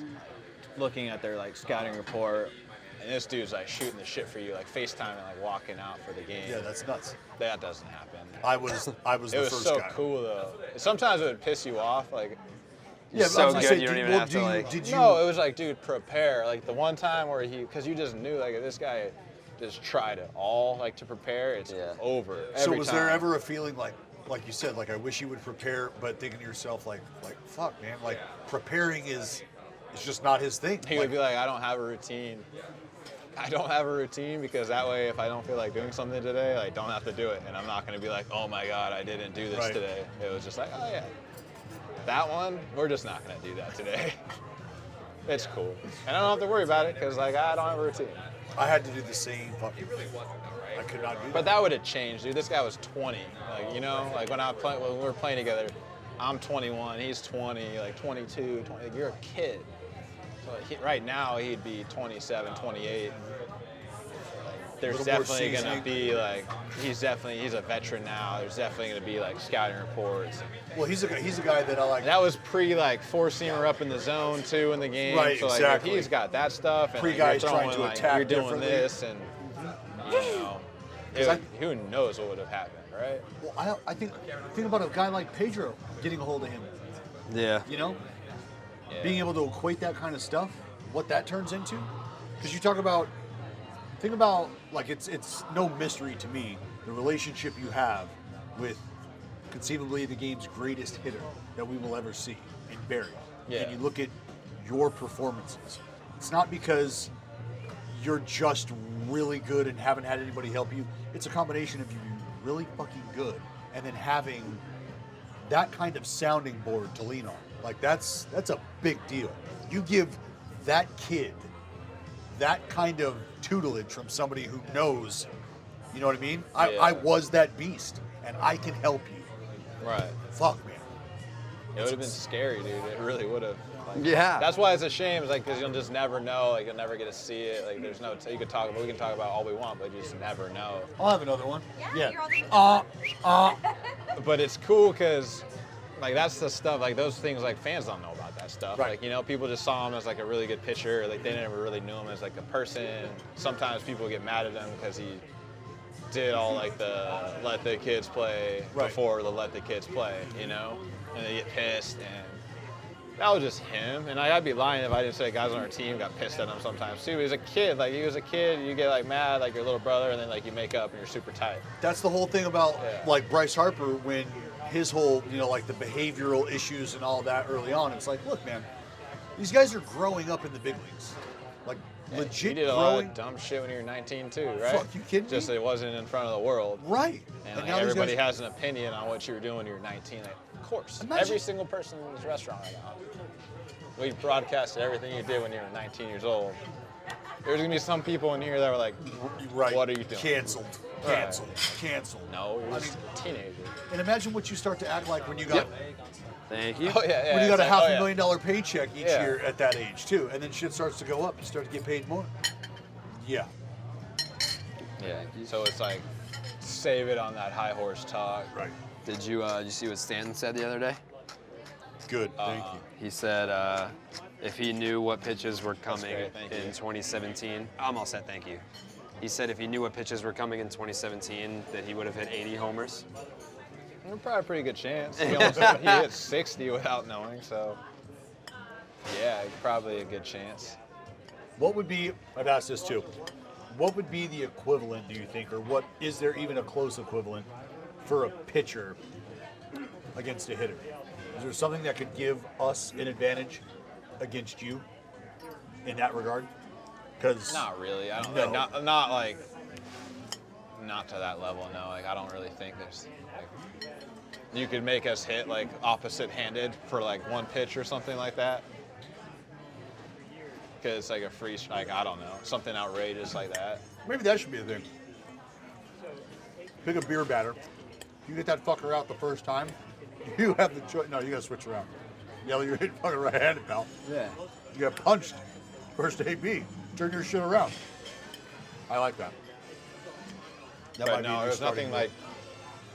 There's nothing that you can like really equate for pitchers like that. Thoughts on my idea about instead of moving the fences back, you know that they're bringing in the yard in San Francisco. Yeah. Like the alley, right? Yeah. So instead of having different ballparks featuring different dimensions, maybe when you roll into San Francisco, the yard stays the same, still tough as shit to hit it out of there, but the pitcher's mound is 62 feet away from home plate instead of 60 feet 6 inches. And then when you go to Cincinnati, it's a fucking bandbox, but that mound's 58 feet. From Oh no, you don't like that? You don't like that? Those dudes already throw 100, all of them. You gotta stay at 60, man. I mean, how much more do we got to do for you guys in this fucking offensive-driven game? I'm surprised that you would That's be up for bullshit. 62. Pitchers got so good. Well, you think dude. I'm not pulling the chute when we're in fucking 62, Bill? No, sorry. Shoulders barking. Pitchers got good, man. Like these guys are nasty, all of them. But it's the pitchers developing themselves and the human body developing that has. Yeah, but it's gonna max out. Like, That we're is- pretty maxed out, I think. Do you think so? You're gonna have more of them, I think. Like more guys that can do the same thing. Uh-huh. But Well, eventually it's gonna max out, dude. You're not gonna have guys throwing 110 in the you know what I mean? It's gonna stop eventually. But I think we're pretty close to like the threshold of I think what the human arm can do. Well, but see, that's where my question comes in, because it's not just the human arm that, well, as a pitcher, I understand, it's almost like the arm is the last thing that is a part of the equation. Like, the arm is just what holds the baseball, in my mind, because of what you have to do foundationally, from the ground up, then rotationally, right? There's a lot of going on. Yeah. Obviously, the arm does mean something, but who's to say that, like, we just don't get a slew of fucking Aaron Judges at that size, at that ability to move, and you start to iron out the fluidity in some of those pitching mechanics, and yeah. Like, are we? I mean, we've basically seen 102. It's gonna stop at some point, dude. Like, you know? Like 103 was I don't think we Chapman. gotta worry about Hicks Aaron is throwing Judges. 105 miles an hour, right? Yeah, he's throwing 103, 104, yeah. I mean, come on. Thank you. And it's scary to think we understand what. There's gonna be more guys like that, but it's not gonna. I don't think it's gonna ever surpass that. It can't. I don't know though, because like we weren't like we're not that far removed from probably call it 10 years and change, where if there was a guy on any team that threw 100, you knew his name, because it was like this fucking guy. Wait till the 8th, because this guy throws 100. Now there's guys that throw 100 on every team, and like you don't even really know their names. Like the casual fan isn't gonna know every single guy that throws 100. I would venture to say Yeah. there's a guy in damn near every organization that's blowing zeros Yeah. In tax. from AA on. Yeah. I don't know. Probably A-ball. Like 2008, 2009, that's not a thing. So like we're 10, 12 years removed from it being a rarity to where it's very That's why I'm common. pretty stoked like the September rosters aren't 40 anymore. Because dude, you're in a playoff hunt and you got like number 84 coming out of the pen, like chucking in there. First pitch, like 101, backstop. And you're Future like, hater ready to eat you're your just lunch from like, the left side. Yeah, you're just like, oh man. This ain't cool. Is this guy again? Like, Yeah. this guy, the guy's like flipping through the thing, like, oh yeah, like 98 to 102. How do you say his Cutter, name? like 96. Like, what? Like, thanks.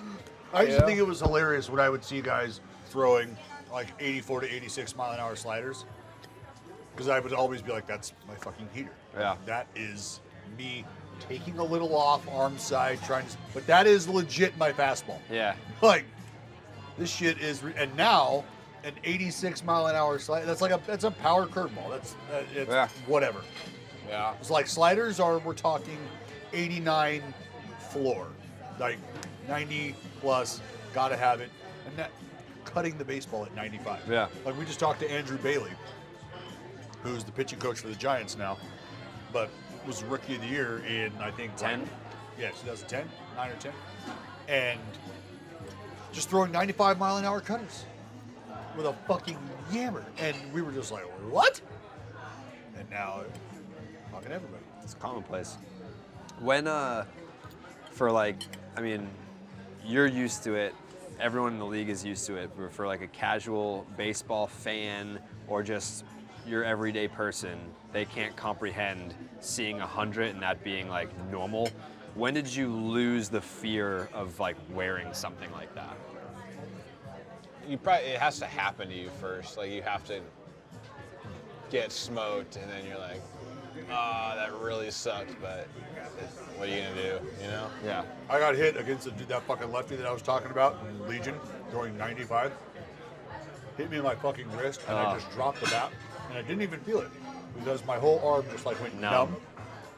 Yeah. And it scared the shit out of me because I thought I had broke my arm. Yeah. Because I couldn't feel anything. And then I got like a sick feeling in my stomach after, and I was like, I think I'm just a little bitch I think right the now, worst but- I got was I took 96 to the back elbow last year. From who? I think it was Crick on the Pirates. Like 96, like cutter, just like one of these. Yeah. Just boom, and the ball like dropped. Dude, that shit hurts so bad. Like, you don't How know hard what is to it do. to just wear that and like I not did it. show I just like I just doubled over like, fuck. You know, and our trainer's out there like, where'd it get you? I'm like, dude, my whole left arm my whole gone. Like, I can't feel shit. it got amputated, dude. Like, pick that up and bring it to me. Like, let's put it back on. Because it is gone. And you're like, dude, this shit hurts so Straight bad. buzzsaw. And you're like playing the game. That game went extra innings too, and your arm's just like detonated. You look down, and it's like black already, and the game's not even over. You're like, oh, this is tight. not gonna be Like, good. You ever Dude. lace one off the pitcher? Probably. Fortunately, not too many times. But I'm sure I've gotten one of them too eventually. But dude, you get like one or two every year where you're like, that sucked. Like when they hit you, you try and wear it if you can. Take your breath. Yeah, or you're just like, you got me. Yeah. Are you gonna be wearing anything on the knee this year? Yeah. Oh yeah. Yeah. I'm not doing that again. Yeah. That's Like under the pants? Yeah. Yeah. It's like a little, kind of working it out still. Like what we want to actually go with. Yeah. Use spring training for that. Yeah. That's one of them too. That was like, oh, that really hurt. Yeah. I mean, like you talked about it when I was out there in Milwaukee, but Dallas hasn't heard the story. Like, what did you feel? Like when you hit the ground, like what's first thought? Like what's going through your mind? Like just breathe. I can't breathe right now. You knew shit was bad. No. He thought he was gonna fucking come back out. Yeah, no. Like I thought it was just like a really bad foul ball, or like, oh, that sucks. Like, Because you could still kind of move it, yeah? You could still kind of like no, like flex it just didn't come into my mind that I just broke my shit. Like I was, you know what I mean? I was thinking. That's in a couple pieces now, so. I was just thinking like, okay, that hurt really, really, really bad. Some of those hurt worse than others. You know, when you hit your shin or your knee. I'd been hit in like the back knee before by like a pitch, squared it up. It was a similar feeling, and I thought I was good. Like I was like, all right, that's gonna for sure be a bruise, you know. But I didn't think like Right off the fucking. it's broken. But it was just different in the fact that like I couldn't breathe. Like my face went numb. Like my hands and like arms went numb. Like I was like shaking kind of like because it hurt so bad. Is that the Yeah. first time you ever broke anything? Yeah, and so I didn't know it was broken, but the only reason I came out of the game was like I felt like my leg was like not stable. Like I felt like I couldn't really put pressure on it. So if I went and like take a stride to like hit, You're just gonna fall. I was like I might fall down right here. And then that's when Counts was like, all right, you're done. Like go inside. And like I walked off. It wasn't good, but I was walking. So like I'm probably All right. chilling, you know.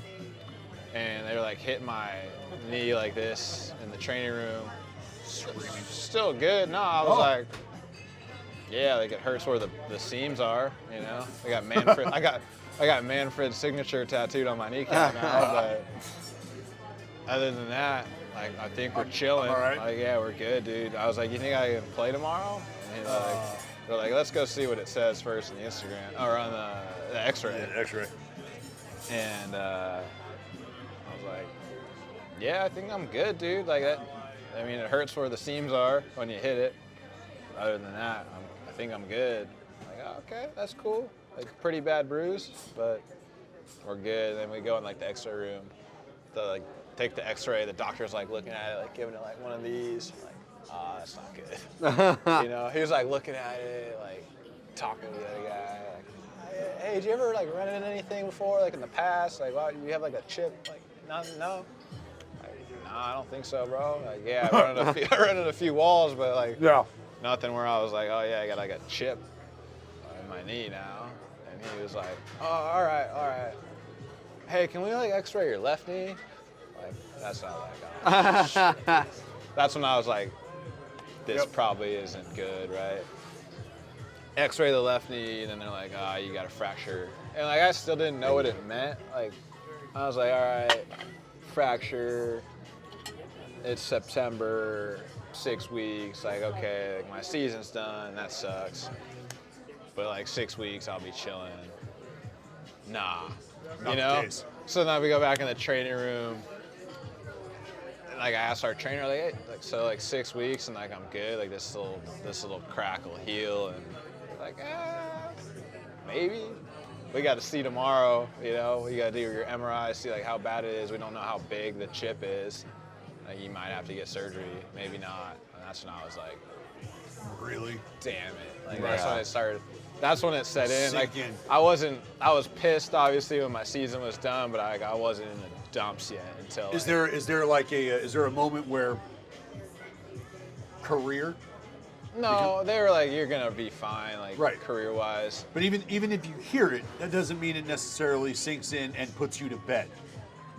You might not necessarily be comfortable. Like, I know I've got a long road ahead of me. I know that I've got a long career ahead of me. Yeah. But how this feels right fucking now? Yeah, I just couldn't really move my leg. They were like, dude, you should be fine. Like, we think. They didn't really see.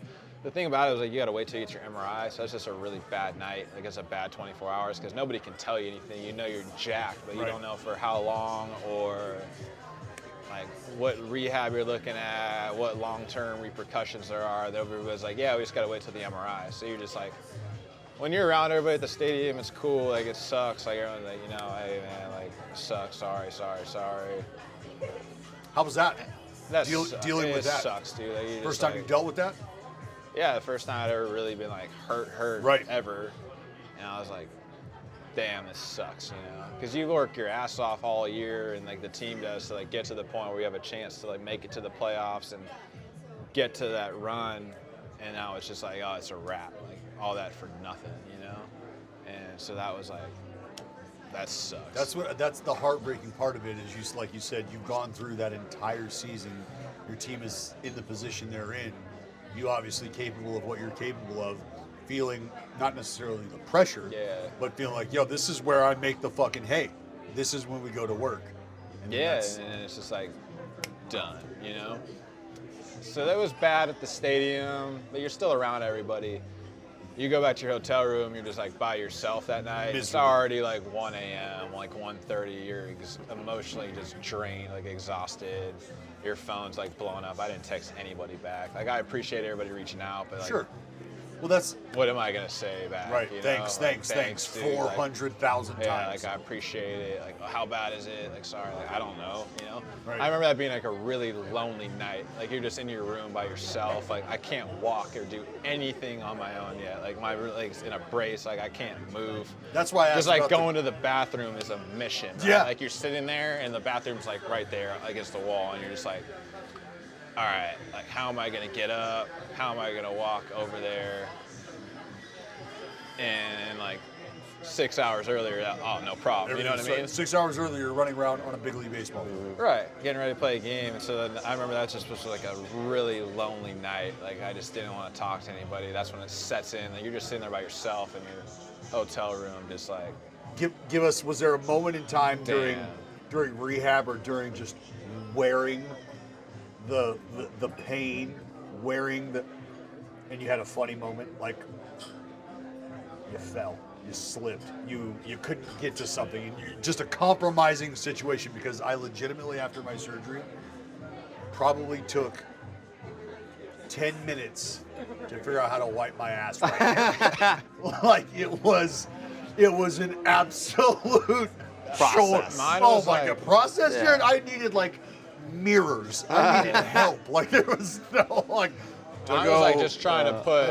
I don't even like know. trying to put my socks and shoes on was just like, this is a 10-minute process. I couldn't bend my leg. Like I had to not really do too much with it, so I didn't mess up the healing process. And I had to have people like help me put my socks on and shoes on, and I would have went straight flip-flops the whole time. like I wasn't allowed because if I trip on them, Yeah, you catch the toe. it's bad, real bad. No So you're not open-toed allowed shoes. to wear sandals or anything like that. Because that was like I did that day one, and they're like, "Hey, buddy, like it's like a good first day with your flip-flops there, but that's a wrap on those, dude." And so I was like, "All right." So I tried to get like slip-on tennis shoes, kind of.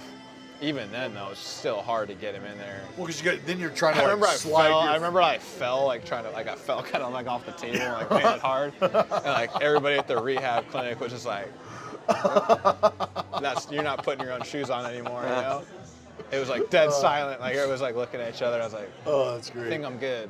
That's great. You good? I was like, yeah, I'm good. Yeah, see, like Like, I all right, that's remember it. one time I had my sling on, my arm in a fucking sling, and like a part of it had gotten caught on my driver's side door. And how I would usually open my door is, just open it and push out. Well, I had my like the elbow part of my sling hooked on the fucking like a door handle or whatever, and I knew that I just would pop the door open and kick the door open, and I fucking popped the door open and just go to kick it, and my fucking shoulder just like goes. See ya. And I did exactly what it just rolled out of my car, just went ah! And like face plant, trying to not roll on my shoulder. The most embarrassing moment ever, because now I'm laying in my fucking driveway and I like can't push myself off my fucking arm. Yeah. Just feel like a total asshole. But this was like a contact injury, so like there's guys that like ACL, MCL, and like there's like that nervousness afterwards where it's like I don't want to do this again. Like with you, it was a freak accident, so there's no worry, right? You're just No, kind of like I don't have any. I'm not like gun shy or anything like that. And you It can't just be. is what it is, dude. Like really bad luck that it happened in the first place. Right. I've been fine this whole time. Whatever. If you smoke it again, you smoke it again. Like, what are you gonna do? I'll probably have a little more padding there this time. Yeah. But still, and the Brewers are great. Like, did the whole rehab process, like from ownership on down. Like, they were awesome. Like, they Helping you out. They just took really good care of me. They support helped system. me out. Like, just everything. Like, getting to go to like my MRI in Milwaukee like the next day, and like all that stuff. They made it so easy. And took really good care of me, and just like made a really shitty time like less shitty. Sure. When did you feel 100% again? Probably beginning of January. It took a while. It was like a long rehab process.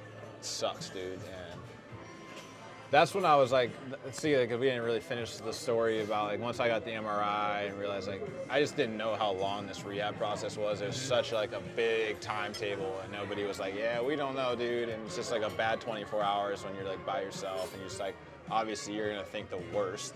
Right. You're going. Well, you're like, running through so many different scenarios in your head, like what and could you happen. settle on worst case every time. Every time. If you Every go like, time. worst Life's case, over. anything better than this is good news. So you're like kind of like trying to test it yourself a little bit, even though you shouldn't do that.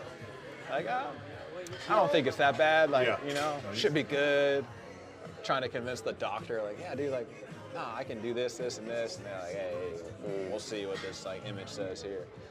And so like I got it, and they're like, oh, okay, like. Basically, mine was best case scenario. Like, if you had to do this, like, that's the one you want to do.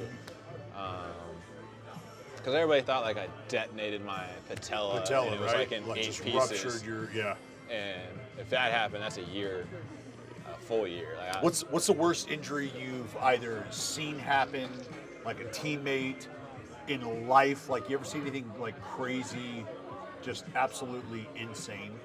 I mean, when Stan got hit in the face was pretty bad. Yeah. That one was nasty. That's probably the worst one I've seen. Did he bring in the X-rays? Did you guys see the X-rays? I saw his face afterwards. Like, I didn't see any X-rays, but the guy had a hole in his face where his tooth went through his face, and a lot of blood. And Oh yeah. That was Fires, right? yeah, Fires got him Yep. in Milwaukee, Yeah. and that's probably the worst one I've seen in person. Like, just the sound and just everything was pretty gross. Yeah, bad one. We had a dude get in Double-A, get a ball lined off his grill, and shattered his jaw. And he brought in the X-rays, and it just looked like Bad. a jigsaw puzzle. Just fucking. Yeah, I've seen a couple pitchers get hit, like in the head, line drive. That sucks. Gross. Bad, man. It's the hazards of playing sports, dude. You know, like doesn't matter what sport you're in. Oh, no. You're gonna No, get hurt it's eventually. gonna happen. You know, It's play gonna long happen. enough, you're gonna get hurt. It's just a matter of what. So was there a vacation or anything on deck for the off season that got shit on because you had to All of it, dude. lay Like on the fucking first couch and do the nothing? first 2 months of my off season, it was just like, see ya, you know. And that part sucked too, because you're just grinding like every day. Right. So yeah, it got shelved, but I still got to do some stuff. It was just different, you know. Like, I don't know. It's a different off season, but you gotta do what you gotta do, right? Like, all right, don't. You got to really go to the have fucking NBA All-Star game the other day, huh? Yeah, that was sick. How's that? Hey, let Pat dunk, man. Yeah, I see this. I see Yeah, this. repping. How long was your involvement in the contest? Like, how long have you guys been planning that out? Probably like 2 weeks before the actual. Got a medium rare chef filet and a yeah. medium plus 8-ounce filet. Please be careful, gentlemen. Right These here. plates are still extremely hot. Thank you. Love that. 500 degrees. That's it. Put your hand on it. Yeah, grab it. Come on, do it. Still bass here as well. Oh yeah. It's a little aggressive. My plate is not 500 degrees. No, this one is. Yeah, At this one's least. a little hot. No, so NBA All-Star game, they Can probably I get a asked Coke me- too, please? Yeah, please. Oh boy. Yes, please. Did you make fun of my Coke? Dude, that's one of my like things I really got to work on. To, like, I love like Pepsi or Coke. Like, I gotta not drink it. Oh, yes, please. I bet you thought I was gonna say no to that. To what, mushrooms? Yeah. I had you 1,000% denying the mushrooms. Yeah. Yeah, sure. Thank you. Yeah, that's a surprise right there. Usually. Yeah. Are you one of the dudes that like your metabolism, you can just eat whatever? Yeah. Same. But I'm doing better as far as being smart about it. Yeah. You noticing the difference? Kinda. Like, I realize like if you're gonna house a Coke, like there's literally no nutritional benefit to that. Yeah. Hell, oh yes, I do for sure. I care very much for the mashed potatoes. Oh yeah. Yeah, please. Yeah. So yeah, NBA All-Star game was probably like they reached out It's still sizzling. 2 weeks probably before, asking if I would do it. I don't think they thought I would because spring training was like a day later. Right. And I thought about it, and I was like, you know, man, Why not? why not? Like, when else are you ever going to be a part of the NBA dunk contest? Right. Never. So to be in it was really cool, and the Bucks were awesome. Like, they really took care of me, my family, like my buddies. Like, it was anything. It was just like, yeah, sure, dude. Like, here we go. Let's do it. I mean, that's got to be. And Pat's a great dude. Like, Pat's awesome. Like, he Right. used to play baseball and all that. And Yeah. I've known him a little bit just through the Milwaukee thing. And yeah, he's a sick athlete too. Dope. I mean, he played baseball. Yeah, And pitcher, When was yeah. he? I was going to say, because we just talked to Amir Garrett, Yeah. and Amir Garrett was talking about Pat and dunking and shit. Can you dunk? Yeah, but not like that. Like, I can stand under the basket, jump, elevate and- dunk. Okay. I get the ball in. Sure. But I'm not going like between the legs. You're not doing cool shit. yamming it, you know?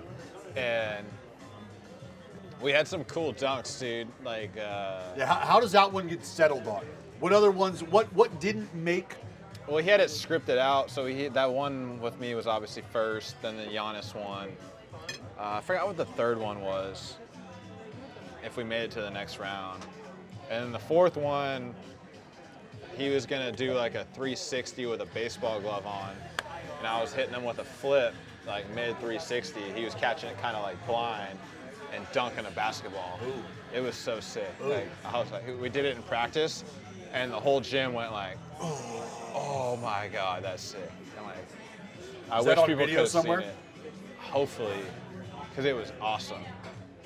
And the Bucks probably have it on video. They have some video guys there. That's pretty legit. This one was cool, dude. I was like, yeah. Yeah. That one that's the one we need. But that one was a lot of pressure on me too, because a lot of the dunk relied on like timing and like he can't see me, so Good feed. it's all feed, right? Like I gotta like, it was like a double play flip from the baseline, and he was coming from like the top of the key, jumping, and like I have to get the ball off at a certain time. And See that, Jared? you only get 2 tries at the dunk contest, and that would have been his like final dunk. Like, we're trying to win the whole thing if we get to that point. All about the feed, Jared. All Great about feed the today. feed. So that was the one where like we went over it, and I was like, oh, yeah, I got you, bro. Look, this is getting it. Thinking like This is getting it. Thinking like, oh man, like, yeah, that's when I was thinking like, I got you, but like maybe not type deal. Yeah. But just to see that in person was incredible. I ended up being a part of it. Like I had really no pressure on that one.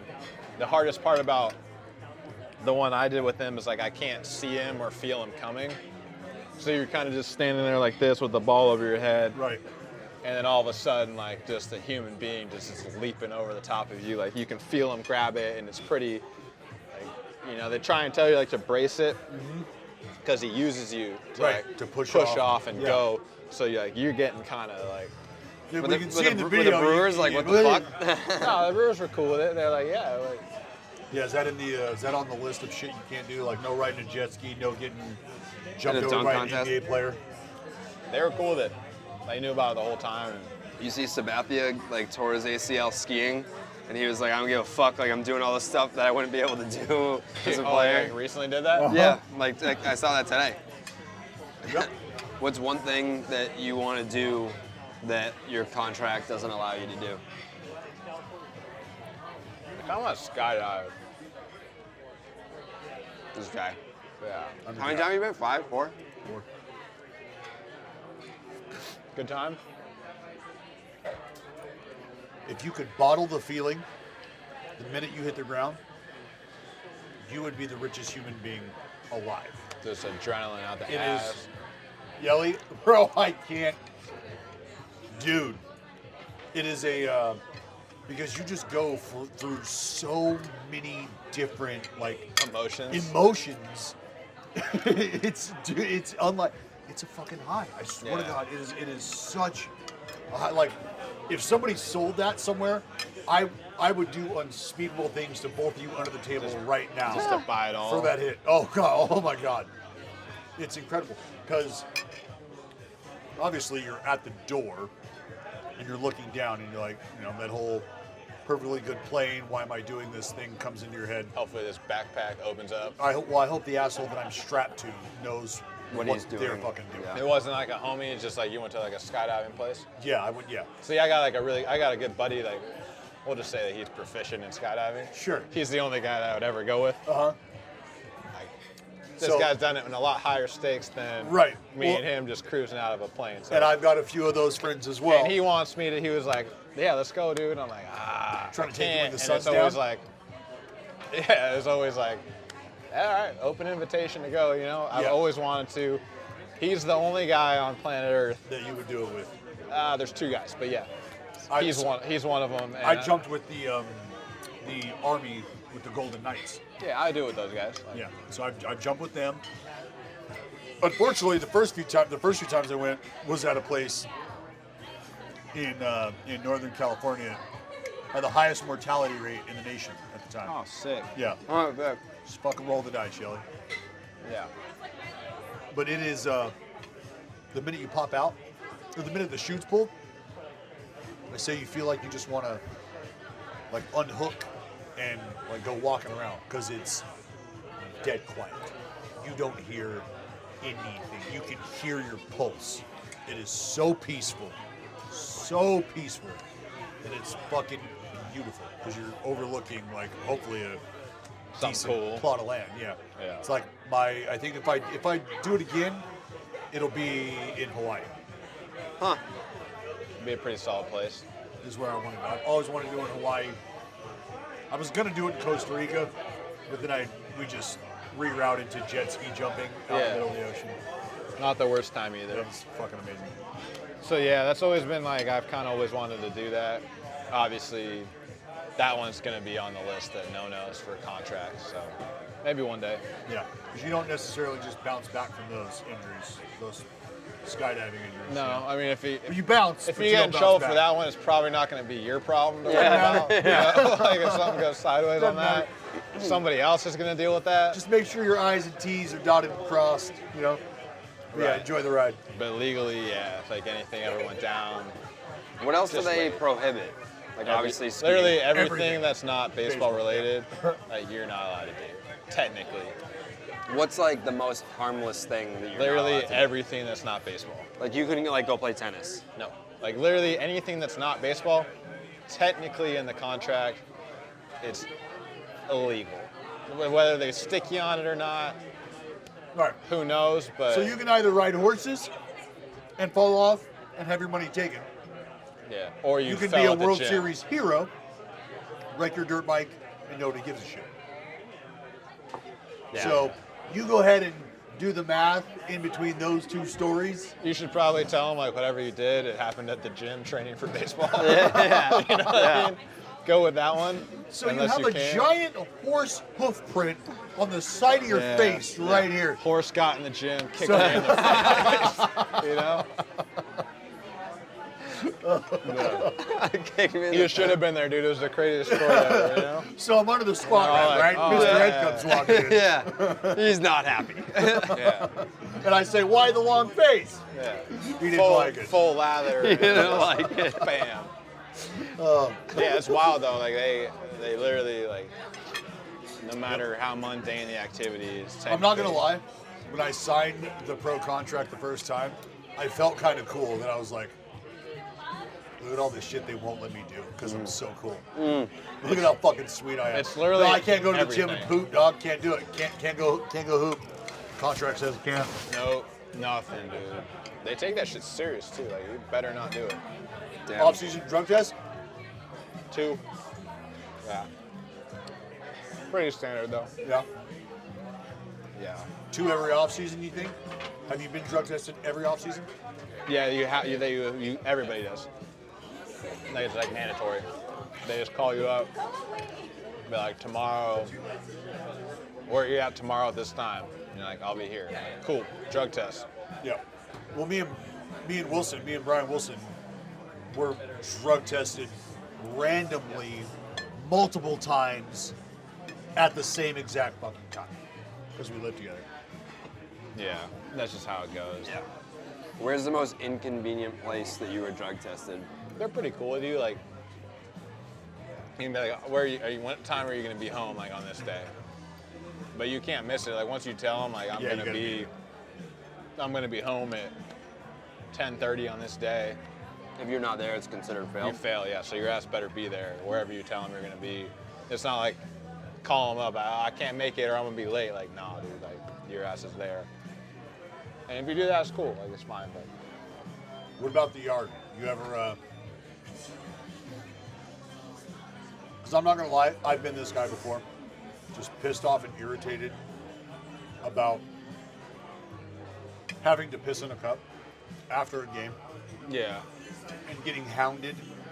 You know, hey, like whenever you're ready, hey, can you know? yeah. I have taken that individual into the bathroom stall with me after I've eaten dinner and sat down on that toilet and made him stare at me in the eye while I gave my specimen to him and the porcelain god. I've never done that. But it's like I try not to take it out on those guys because like I know, and I have no They're not the problem one. admitting that was a complete dick move. But we've all been there though, for sure. Where you're just like, this is some bullshit. Like you had a bad night that night, or Yep. you went 0 for That's 4 exactly how that with 4 went. punch, or you probably gave it up on the mound, and then you come in, and then it's like the trainer pulls you aside, hey man, random drug test tonight. And you're like, Fucking serious? and you probably just pissed in the bottom of the 8th or Yeah, something. well, and exactly. And my whole thing was, I'm gonna sit So now there. you're gonna sit there, and then you're gonna pee, and then it's too diluted, so then you gotta wait and pee again. and the Just- dude's all over me. just That was a- my problem. It was like I'm eating dinner and the dude is coming up oh, to you me. gotta shadow till you do it. Right, at the fucking plate. Like, or I'm at the table. I'm eating at the table. Yeah, if you're eating dinner, And he's guess hovering, what? coming back, Guess hey, what? just You're wanna- eating with a buddy that night. It says CDT on it, you know? I'm sitting right here where Jared is with you. Like, hey man, you ready to go yet? Like, Nope. no, not yet, dude. Yeah, there's no getting away. Like, guy, you want to cut my fucking steak for me? Get out of Yeah, here. pretty much. Yeah, Yeah, no. and it's like that till you pee or give your blood. The blood, at least after post game, is the best because if you're getting a blood draw, like you don't have to worry about having to pee or All good. being too diluted or anything. It's like, oh yeah, just stick me, gone, see ya. You know, that one's cool. I guess if you got to get post game drug tests, that's the way to go. That one's pretty rare though. Yeah, How blood. often is the blood? It's rarer than the pee. I can't tell you like how many times, but you get tested probably a total like 7-8 times a year, like each guy. And you kind of know when it's coming because you're like, oh man, it's been a while. Like I'm probably up. And then like every time like you're good, and then like you're good, and you're like yes. Yeah. Like And I got tested all the time.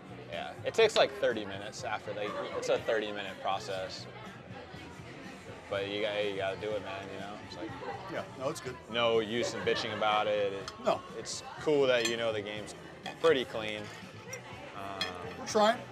Yeah, I mean, if you're using that, shit's definitely gonna be a stressful process for you. You know, I because could- there is no faking it. Like you have to do it. Like shirts up to the neck, pants are to the ankles. My guy's in a 3-point stance. Oh, yeah. Right. Oh, yeah. Here's your cut, buddy. Like, you know, there's no like close the bathroom ahead. stall, wait outside. Yeah, Like, no. We're going together, man. Really? Yeah. That's why I said imagine a dude, like imagine shutting the bathroom stall, taking a shit, and the guy is standing on the inside of the stall with you. That's Yeah. what I meant. Like the guy is, he's basically in between my legs. Yeah, you're a homie. So like when you get it in the off season, I'm sitting like this and he's standing right here, Yeah. watching me piss in the Yeah. So when you get it in the off season, it's like that in your house, like in your home bathroom. Yeah. You're like, oh, hey, what's up, dude? Like you're just having like a full-on talk. Like, Wilson just- Wilson has a video of the dude in the bathroom watching me. We have this on video.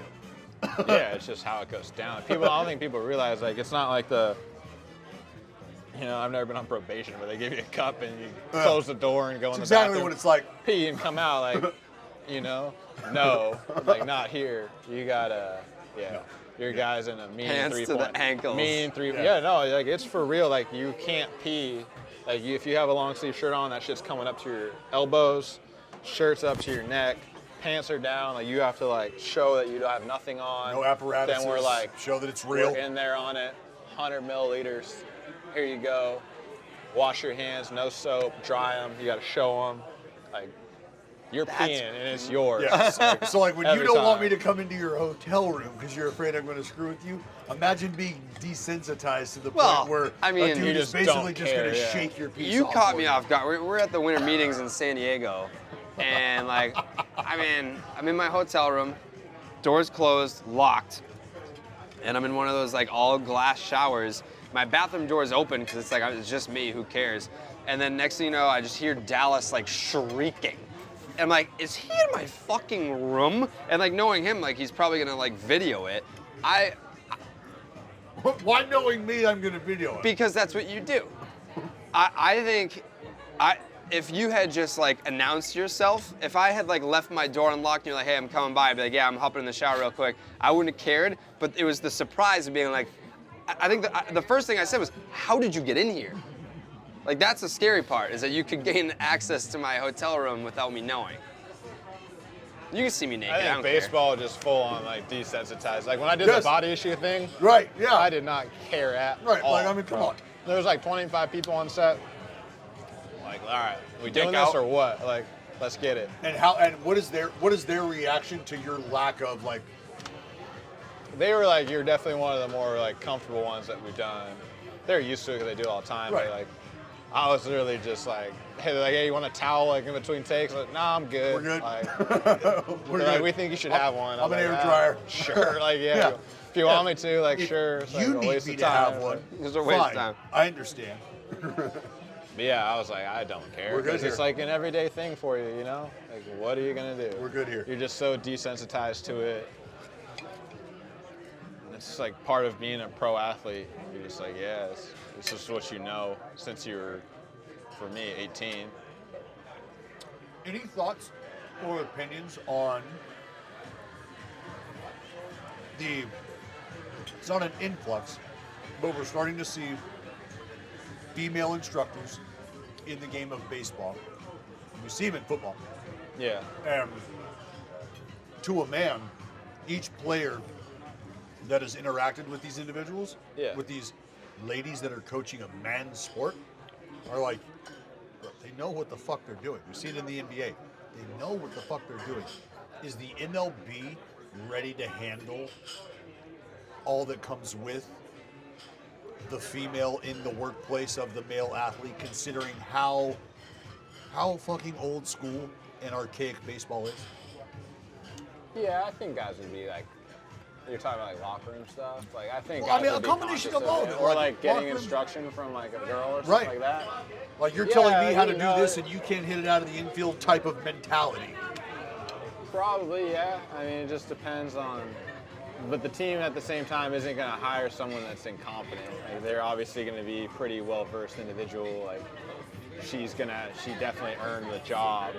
So you'd be a fool if you didn't at least give her a chance. Right. Because there's coaches in the big leagues that are guys that you talk to them, you're like, okay, cool, appreciate that. Out the other year, right? Yep. So it could be that situation, but you'd be a fool if you didn't like at least hear her out. Entertain it. You know what I mean? Yeah. Like, if they didn't just like find somebody off the street and was like, hey, you're a girl, you want to be the coach? Yeah. Like, Like you it check wasn't, the it box. wasn't like that. No. It was just like this. She's probably qualified, has some sort of probably softball background or something, and like, it's just the way the world is now. You'd be. It's on you if you're not going to listen. You know. Because Like, the winter meetings, we saw a shit ton. Like I know a lot of guys in the front offices and stuff, and we saw a shit ton of people interviewing females for jobs that 2 years ago, 3 years ago, that's not a thing. yeah, but these teams aren't stupid either. So Do you they're think? not going to do it just to do it. Right, it's not just a right? badge. Yeah, It's not you a don't- fucking hood You ornament. don't become a billion-dollar or multi-billion-dollar corporation by doing dumb business decisions. Right, or Right. just So they're throwing going to shit to hire the wall. somebody that's qualified and like capable and like who cares if she's male or female? Like they're going to hire a qualified person. And so yeah, if the Brewers hired a female coach, of course I'd listen. You know, I'd treat her like any other coach.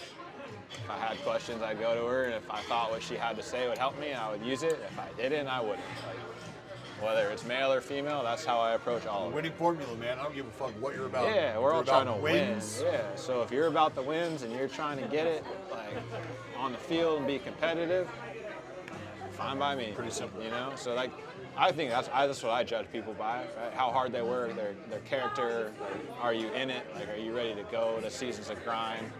And if it's all yes, come on in.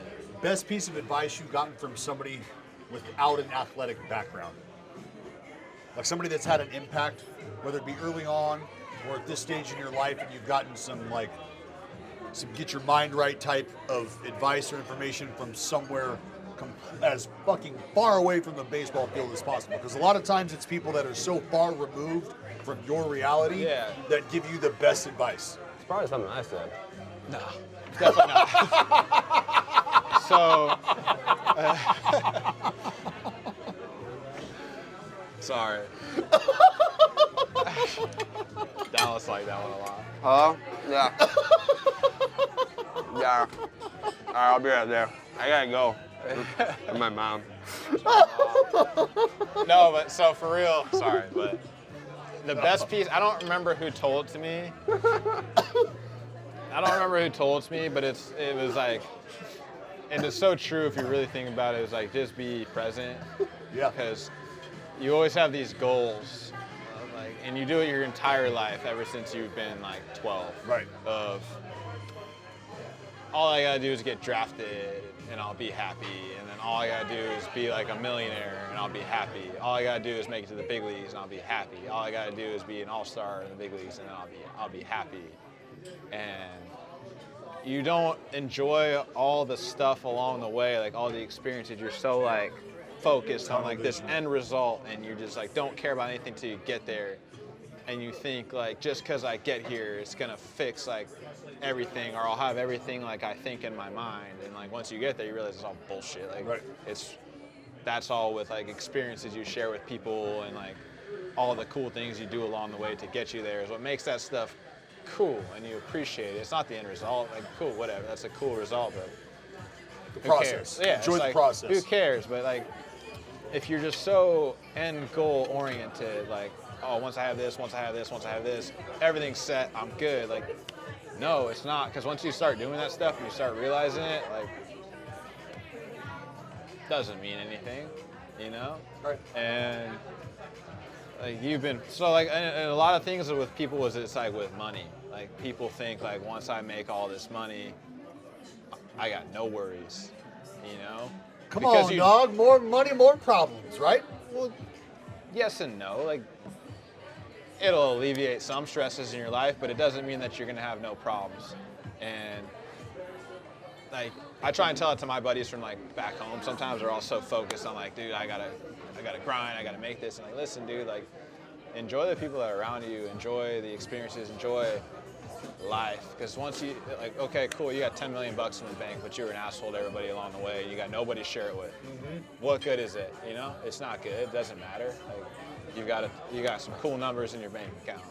Don't Who do shit. gives a shit? Like, Right. Nobody, What do you right? say to the people not Buck, bro? I'm 1,000% with you, because I, much like you, like along the And way. that's not even baseball advice. That's just straight life advice as far as like That's why I asked, because really think about the shit that's important, not like money. Definitely ain't one of them. because that advice is coming from a place that doesn't impact the potential to progress on the baseball field. That advice is coming from a place that somebody probably just wants you to see you do well. They know what kind of opportunity you have in front of you. Just want to see you do well. Here's what I think. And when you have a bunch of things and stuff, it's only cool if you can share it with people, like your friends and your family and your homies that have been there with you since day one. That's when it's cool, and it brings like joy to your life, and like that's when things become fun, when you got to share it with people. What did you do? What did you do for the boys? What did you do for the homies? The first opportunity you really had to cover it, you know what I'm saying? Yeah, Boys we trip, always cover go it on. with- Yeah, we'll go on trips. That's you. We'll go to games. I took my buddies to the dunk contest. Yes. You know what I mean? Right. Like, we got hooked up. Like PJ, like. But that's hotel the goal, room, sick right? Tickets. That's the goal. You know what I mean? And it's like we've all been buddies since we were in first grade, like before anybody was anything That's so fucking ever, dope. right? Playing basketball on the blacktop in between recess. Like we've been tight since like that. Yes. And so that's what makes all this stuff to me cool. You know, it's like don't forget that when you were chasing this, and like everybody had the same goal out of your friend group. And you were fortunate enough to be the one that made it. Right. So like, don't be an asshole to these guys, because these guys are in your corner for day one. Like I got 4 or 5 like really good buddies. Day They ones, will man. do anything for me at any time, and I will do the same for them. Like you could call me at 3 a.m. and be like, "Yo, buddy, like And that's this went down. Like I need your help." And I'd be like, "Sure." And that's the measure. That's the measure of a man. That's the measure of a friend, in my opinion. Right. The company you keep, a lot of times you can tell a lot about an individual, because there's probably people in your life that could do nothing for you in terms of if you were up against it and needed something as far as resources were concerned. Yeah. They probably can't do much for you. But what they do for you cannot be replaced and can't come from anywhere else. I And just there's trust no them putting with, about I trust them with with your everything. life, man. Yeah, because it's like I've known you before anything. Right. You know, we were getting like me and you did detention together. In Right, we're elementary fucking around school, getting you know in what trouble. I mean? Like we've been getting in Yes. trouble forever. Like I know all your secrets in life, you know all mine. Like that's it. There's no like agenda. Like what can I get out of this relationship? Basically, it's like nah, dude. We've been boys forever. Like I know your first ever like girlfriend. I know like the first time you drove a car. Like the first time you got in trouble. Got the dirt, homie. Like I Got know the dirt. everything. Like I know all the shit you did in high school and like. Have you taken a moment, because if we're being honest, if we're being real, Yeah. we've had the opportunity to develop a relationship with you, to develop a friendship with you of sorts. Do you realize how fucking cool you are? Yeah. And the reason I say that is because, bro, you could be sitting down with the likes of Peter Gammons, the Tim Kirchens, the Jason Starks of the world, the guys who a lot of the outside world sort of relies on to get their deep dish, if Yeah. you will. You're a fucking MVP. You are a fucking all-star. Should be two-time. Fucking batting. Jared stand for you the other day. I picked a new MVP in 2020. We'll see what the fuck ran you it do. back. Yeah, Oh, we're going again. He ran it back. You're going We'll again. We'll see. see how that patellar's We'll feeling, see, pal. yeah. But It's good. But like, do you ever do you have a moment? Because if you don't, let us take the time right now to just let you know how much that's appreciated. Because you can tell your stories through a lot of different avenues, through a lot of different platforms. You can let people get to know you in a lot of different ways, and yet it seems like you have a really good feel for how to connect to the people who follow you, how to connect to the people who appreciate you, and is it your friends that kind of help? I just like to be like a real man, you know, just like authentic. Like Right. I don't think I'm better or worse than nobody. You're right? better than a lot of people, though. That's true. If we're being real, you're better than. Yeah, maybe, but like I just listen. Like if you're a genuine person and you're a stand-up dude, like that's all I care about. Like, I'm not looking for nothing from anybody. Like I just like hang out. I hang out with you guys and talk to you guys because like, I trust you. You know what I mean? And like I don't think that you're gonna twist anything I do in these interviews and make it a headline and like I'm taking heat from it, right? Right. And you played. I've known you for a really long time. Also, kind of before I was in the big league, sure, but like, was I anything? Like no, you know what I mean? So that's cool. It's a different interview. It's a different kind of interview than you do. Like, are you excited for spring training and the season? Yes, I'm very excited. fucking stoked, man. Been stoked for a while. You know, Can't wait. and it's just like, did you have a good time out there in practice today? Like, yes, I had a good time. You know, it's like So much fun. I've done that interview so many times where I'm like, nah. Yeah. Like I'm good on that Right. now. And- It's and- like copy paste from like the one I did like yesterday, you know. And so this is unique. It's different. Like we talk about baseball, but other stuff too. So Well, because baseball is I like just it. it's a fraction of who you are. Like in the grand scheme, it's it's a small period of your life, right. you know. It is, and like there's so much truth to the idea that baseball players die two deaths and live two lives, right? Because the career is born, the career is lived, the career dies. You are reborn, you live that second chapter, and then, you know, as much as you want to, your ticket's getting punched at the end of the day. And right? that's how I look at it, dude, is like I'm gonna give everything I have to this game while I still play. However long that is, I don't know, you know, but I'm gonna play as hard as I can. I'm gonna prepare, I'm gonna give myself every chance. That way when it's done, whenever it's done, who knows when it's gonna be, I can look back on it and be like, that's what I had, you know? Yeah. Like I played this game since I was 4 years old. This is what it was for me, you know? This is what I was able to do, this is what I wasn't able to do, but it was me, and I can be proud of it, and I can know I didn't leave anything out there. So when I'm done, like I'm done, and I'm cool with it. Like I'm at peace. I don't sit here and dread the day that I'm done with baseball, you know? Like I know that I'll be fine whenever I'm Really? done playing baseball. You don't do you see yourself staying in the game beyond your playing days? Maybe, like you just don't know where you're gonna be at life, and like I still think I'm gonna play for a pretty long time. yeah, and like till I you're don't know. 50, that's your goal. You want to play Definitely forever? not till 50. But you don't know where you're gonna be in your life in 9, 10 years. You got no idea, and it changes for you. And I'm gonna play the game as long as I can, as long as I'm able to, as long as I still love to do it. And the day I don't still love to do it, then maybe that's the day that you step away, because it's just time, and there's nothing wrong with when it's time. No, not at all. And got to make that decision. already gotten to play baseball longer than almost everybody ever does. Yeah. And I don't take it for granted. I really appreciate it. The game's Even more already so when you given get us- hurt. When you get hurt and it gets taken from you, that's when you realize, like, I appreciate it. You know, we all bitch about how long the days are and how long the season is, and, like, you know, baseball guys, they'll bitch about everything. Well, that's right? why And as I'm much guilty as- of it too. That's why as much as I picked an individual, I went with Chris Bryant Yeah. to have a breakout campaign. Not a breakout campaign, but he's fucking pissed. Right? He's not happy for a lot of reasons. So I'm riding that wave, but it's understood that you're a scary fucking dude to think about because of the motivation. Because you just hear it in your voice, man. Did you miss a full month?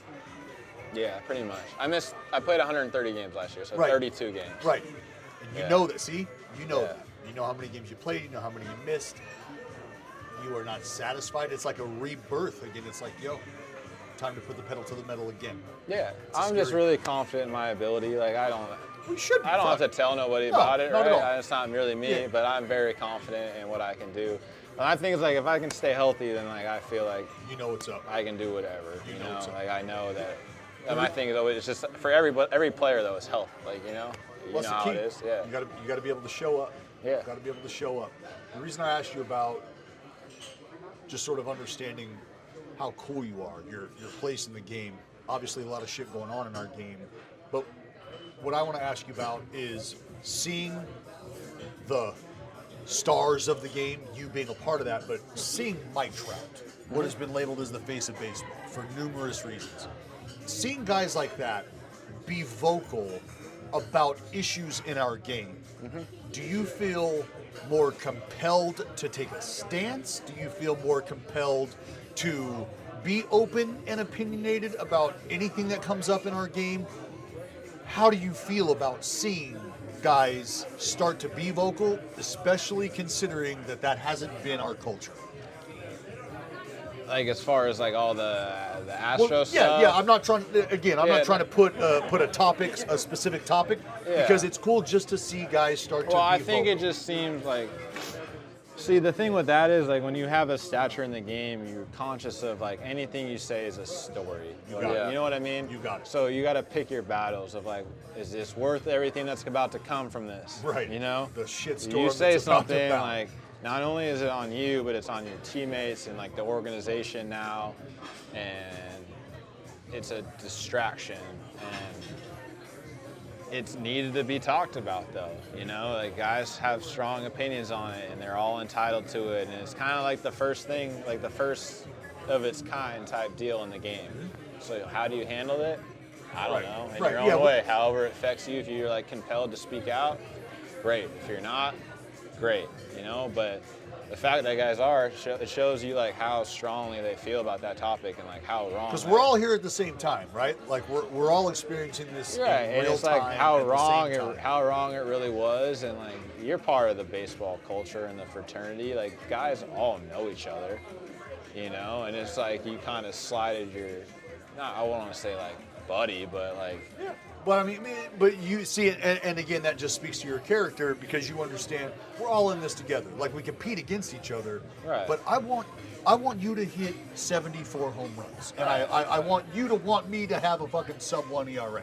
You know, Yeah. like I want that for you. I want that for the guys that I'm competing against, because we've all been after this thing since day one, Yeah. together in some form or fashion. so that's when you see like guys that speak up that don't really speak up. It just like they're passionate about it, and like I haven't really said much about it honestly, is because like yeah, okay, I echo all the sentiments everybody else said. Like, Right. I agree with everything everybody said. Not going to say it any But do differently. I need to say it? Like, maybe not right anymore, because It's already been everybody's already said Right. it. So Is if there I anyone say something, specifically that you sided with more so than anyone else? Like, I mean, there's been a universal kind of take, but people have said it differently. Is there one guy that you were like, that's pretty much what I would have said?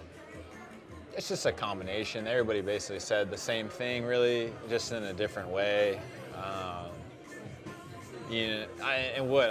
Honestly, I think guys now are starting to get to the point where they're just tired of hearing about it. Like Yeah. we've established that Yeah. it sucks. Everybody has their opinion about everybody that did it. I'm fucking sick of hearing about Right, it. so it's like, okay, like we get it.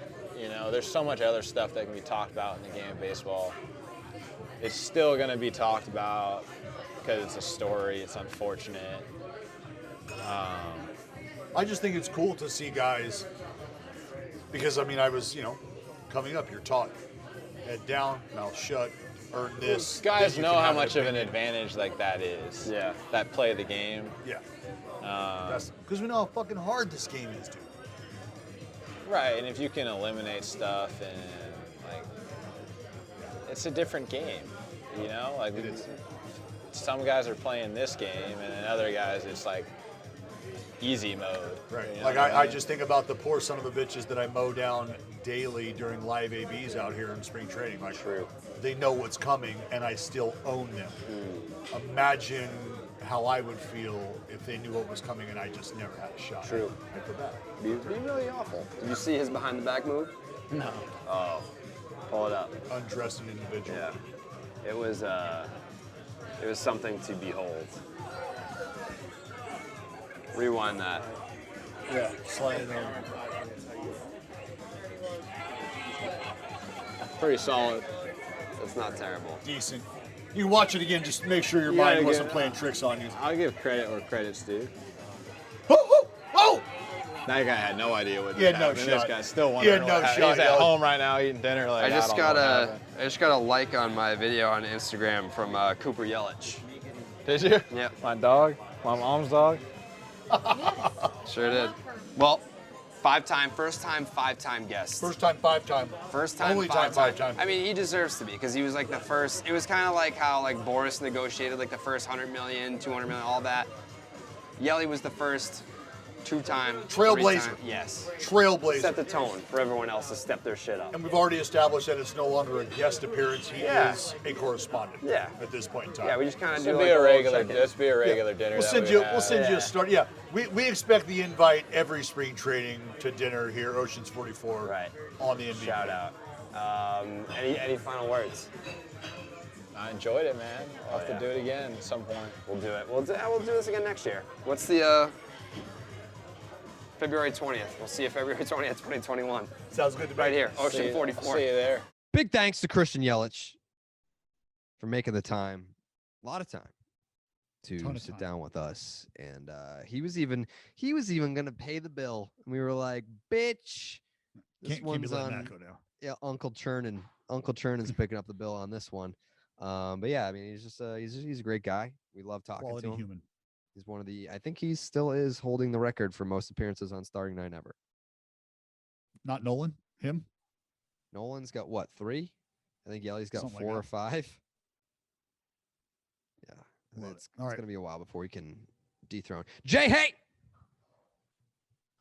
Yo, baby. how impressed are you with the Brewers pitching, specifically the Burns Woodruff combination? I mean, we talked about that earlier with Tim Dillard in that interview that'll be out next week. Corbin Burns, dating back to the start of last season, minimum 10 starts made, is leading the majors in ERA. It's a 1.73, and he's 4th in strikeouts per 9 behind Shane Bieber, Tyler Glasnow, and Jacob deGrom.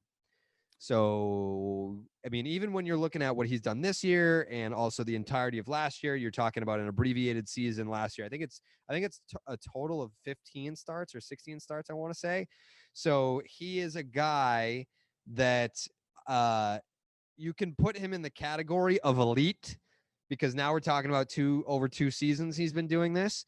He hasn't walked a batter this year. I think he's thrown like 12 1/3, and his start on Wednesday was 6 innings, shutout, fucking 10 punchies.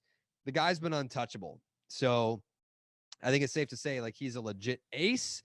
The sample isn't huge, but it's year over year now. He's an absolute stud. And then Corbin Burns, having Brandon Woodruff in the rotation with him. I mean, that guy's just a fucking baller. We talked about it. Well, he went out and picked up a cutter, and that's what's helped old Corbin Burns yeah, slice and dice the and way throw he's been at doing. 98. I mean, it's ridiculous. This is his season line. All right, after 3 starts, after his just last start on Wednesday, 18 in the 3rd innings, 4 knocks allowed. He's given up 1 run. And now, you ready for this? What is it? 0 0 walks. free passes. Yeah, none. 0 walks, 0. 30 punch outs. Yeah. How's that K to walk? It's a pretty good ratio. That's decent. That'll get it done. But it's the cutter, the 98-mile-an-hour cutter, like you said. But the other day, I think he threw like 40-plus cutters. 42 cutters he threw in his start. So has all but ditched the fastball and is now throwing a cut fastball at 98 miles an hour. And the ability to harness it, put it where you want, that's where you become deadly. We saw Mariano Rivera carve out a nice little career, throwing that cutter to both sides of the plate. And when you got other complementary pitches as well, shit can only get better for you. So how impressed? Extremely impressed. And I'm more impressed with the efficiency from Corbin Burnes than really, I think, anything else. Would you slap the ace tag on him, Dallas? I think it's a little early. Is I it? think it's a little early, but I mean, it's there. Look, we've got 3 starts into this season. Dallas. There's no doubt that he's Dallas. I mean, front line, no question. Dallas. We'll see. Is Corbin Burnes an ace? He's on his way. What does he have to do in your eyes to establish that 200 innings? That mark is. I don't even think he's going to get I don't there. want to call it unfair these days, but I don't know how tenable that is just because of how guys are utilized. Okay. I mean, if you're not going to say it, I'll say it. Corbin Burnes is a fucking ace. Will Shohei Ohtani have a higher WAR than Mike Trout this season?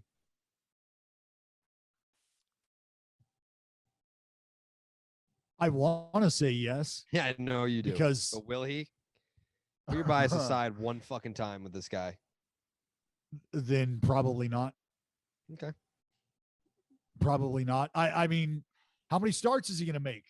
How many starts are they going to let him make? Like, let's say he gets into a rough patch. Are they going to peel that back? You know, I don't know. And however they tend to deploy him in the lineup is going to impact that as well, because if they start to get into July and August, the dog days, and now they're giving him a few more breathers here and there, maybe he doesn't have the opportunity to accumulate that WAR. But at the end of the day, I said this the other day on Instagram. Shohei Ohtani is the most talented baseball player playing Major League Baseball right now, and I don't think it's particularly close. I mean, it's fair. It's a take. It's fair. I think there is a case to be made for others, and I understand that those others are not throwing 101 miles an hour and not hitting rockets at 119 off the bat. But yeah, no, he definitely has a case. There's obviously a conversation, but Shohei Ohtani, when you're talking about wins above replacement, is it like when you're talking about his wins above replacement compared to Mike Trout? I think because he is a two-way player, it's only fair to take his WAR as a pitcher and a WAR as a position player and add them together. That's what I would be doing. Yeah, right? like that is that would allowed? be higher than Mike Trout, wouldn't it? You don't think so? I would think so. I would because what's his I don't know. I don't even know. Like, is he at a one WAR right now? I don't know, but I think like he could because he's a hitter. He's not playing like where he, like, if you're loses combining out the as a WAR, then position player is absolutely he's a DH. So like he's probably going to be like a 4 to 5 win player as a position player, as a DH, and then as a pitcher he could be like an 8 to 10 WAR, in which case, yeah, like he would definitely, if you add them together, have the highest WAR in baseball. Well, that's it, like at full potential. Yes, at full potential. Thoughts on the Cubs' struggles? I mean, it's not a surprise, you know. I mean, I think going into the year, you trade Darvish, and I think the vibe around there is not. I mean, it's not happy times. It's not happy times when the news around your team is, are we going to trade Chris Bryant, our MVP? We don't know. Are we going to extend Anthony Rizzo, our captain? Don't know. And then you don't. I mean, and then you lose a guy like John Lester, and you can talk about declining statistics all you want, but aside from having Rossi in there as your manager, John Lester was one of the big character guys that changed the culture in Chicago, and he's not there anymore. And now it's like when David Ross was there, he was a big character guy, and he helped change the dynamic there with a guy like John Lester. Now Lester's gone. Rossi's role has changed. He's not like the buddy guy anymore because he can't be. And it's up to these younger guys that were the kids back then. Now they're the veterans. And it's like, how are they handling a leadership role? And how are they handling a season where the expectations may not be very high when they first came together as a group? Expectations were very high every single year. Yeah, they don't have the same faces that brought the group together that they had in the past, and I don't think that there's that same energy in that room. I mean it's not a hot take. I think that's a fairly obvious take, but that's why the struggles are what they are, because you don't have those guys in place. You don't have the same mindset. You're not having the same success, clearly. And a lot of that shit can factor in and trickle down and kind of ruin your day at the yard before you even pull up. Interesting question here. Will Jared play Dallas in MLB The Show 2021? I need trying to catch that smoke. I need to plug it in. Trying to get worked. You got to get a new PlayStation. I'm not sending you a PS5 this time. Do you have a PS5? Sure do. Is it only on PS5? No, it's on 4 and 5. Can I play you on? I believe we have the 4 and ability to do that. Yes. Yeah, you can plug in your Atari and I'll plug in the PS5 and we should be able to play together. So if that's the case and you want that smoke, yeah, that can happen. That can happen. I don't know how many of you guys tuned in for me against Jesus Luzardo last year, but that did not go well for Jesus. I didn't even know that Jesus happened. got smacked around. Not good. Here's a good question. Carrabis, you rather have Bo's flow or Vladdy's wagon? Oh man, I'm going Vladdy's wagon right out of the gate. I can grow hair kind of like in some places on my head. You can't. But the ass, the minute that I quit working my legs out and pitching competitively, like the ass just went completely away. I'm gonna go hair because I don't think I could handle that wagon. If I had that kind of ass, I'd probably wear bikini bottoms everywhere. Like, Dallas, you're at a wedding. Yeah, I know, but check these out. Check these fucking cakes out. Like, I think if I had Vladdy's wagon, I would be irresponsible. Oh yeah, I'm a promiscuous girl, no doubt. I'm all over the place. With I'm twerking at a funeral. With great power comes great responsibility, and I don't have the means to act responsibly with all that ass. No, yeah, exactly. You trying to fit all that ass inside them jeans? There's not gonna happen. No, it's not for me.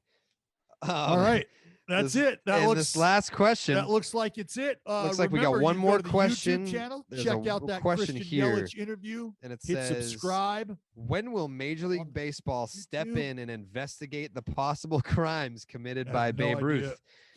It's a great question. I think what I really want to do is get a crime doc going where we investigate this crime. We talk to folks. We go to the scene where Babe Ruth allegedly murdered his wife. More on that in the interview with Tim Dillard next week, because I hope I'm going to do this every single time. Every single time that we have someone, and if you go back in time, what's the moment that you would want to see the most? And if they pick Babe Ruth, I'm going to let them know that they are supporting a murderer. It's not true. That's not true. Those are that's a slippery slope. You don't want the estate of George Herman Ruth coming after you for throwing stuff around like that. Well, I mean, I said allegedly, so you cannot. You did not just say allegedly right there. Well, he's an alleged murder. Oh, okay. Now he's alleged. Huh? Well, yeah, I mean, I am alleging, yes. Then I very well may be the tip of the spear when it comes to coming after you, Carrabis, to prevent the spread of this. It's already spreading. It's too late. Spreading like fire. It's too late. Go. The hashtag Justice for Helen was trending the other day. Yeah, it's over for him. It's over for him. So I think we've definitely gotten to a place as a society where we're not going to tolerate Babe Ruth's bullshit anymore. So, No, he's still the greatest living legend of all time. well, he's dead. No, he's the greatest living legend of all time. Legends never die, Jared. Heroes get remembered. Legends never die. Yeah, well, he should be in prison. All right. That's it for us this week. We'll be back on Monday. We'll open up the show going through every single team so none of you can bitch about your team not getting talked about, because we'll start off every single Monday podcast running through the standings, talking about where your team is at, what they can do better, what's going on, maybe one positive story from every single team. Maybe Dallas can talk about the Pirates and Joe Musgrove and Joe Musgrove. Because you know what getting happened, touched right? up. What? You know what happened the first start after the no-no for old Joe No-No. Yeah, it didn't go well. Buccos got him. Waxed. Yeah. Raise it. Raise it. I got a question for you before we get out of here. Why don't you put out any Pirates merch? What would you like me to put out? Anything. You want a fucking Raise It shirt? You want a Jolly Roger shirt? Yeah. I would love a Raise It shirt. Yeah, I would. Buccos fans, do we need a Raise It shirt? Yeah, I'll you put do. my face with a beard and a fucking eye patch Yeah, on a flag. I want a t-shirt that has a pirate flag, but with Dallas's face on it with an eye patch. Maybe throw a wooden leg in there and a treasure chest, and it just says "Raise It" on it. But if Dallas isn't the pirate, I'm not buying the shirt. All right, done. I'll fire that off. We'll have a Raise It shirt here next Black week. shirt or gold shirt? I feel Probably like a gold one. Yeah, Is gold gonna pop? I feel like gold will pop. Yeah, gold will pop with like the black flag, and then to have your face on it. Yeah, Pablo's up All right right. now. All right, I gotta go. We've heard you. We've heard your clamoring, fans. Finally, stop You'll beating answer. the door down. We'll give you You'll the answer. Dallas Pirate shirt. Good luck, Pablo. He's gonna rake right now. We gone.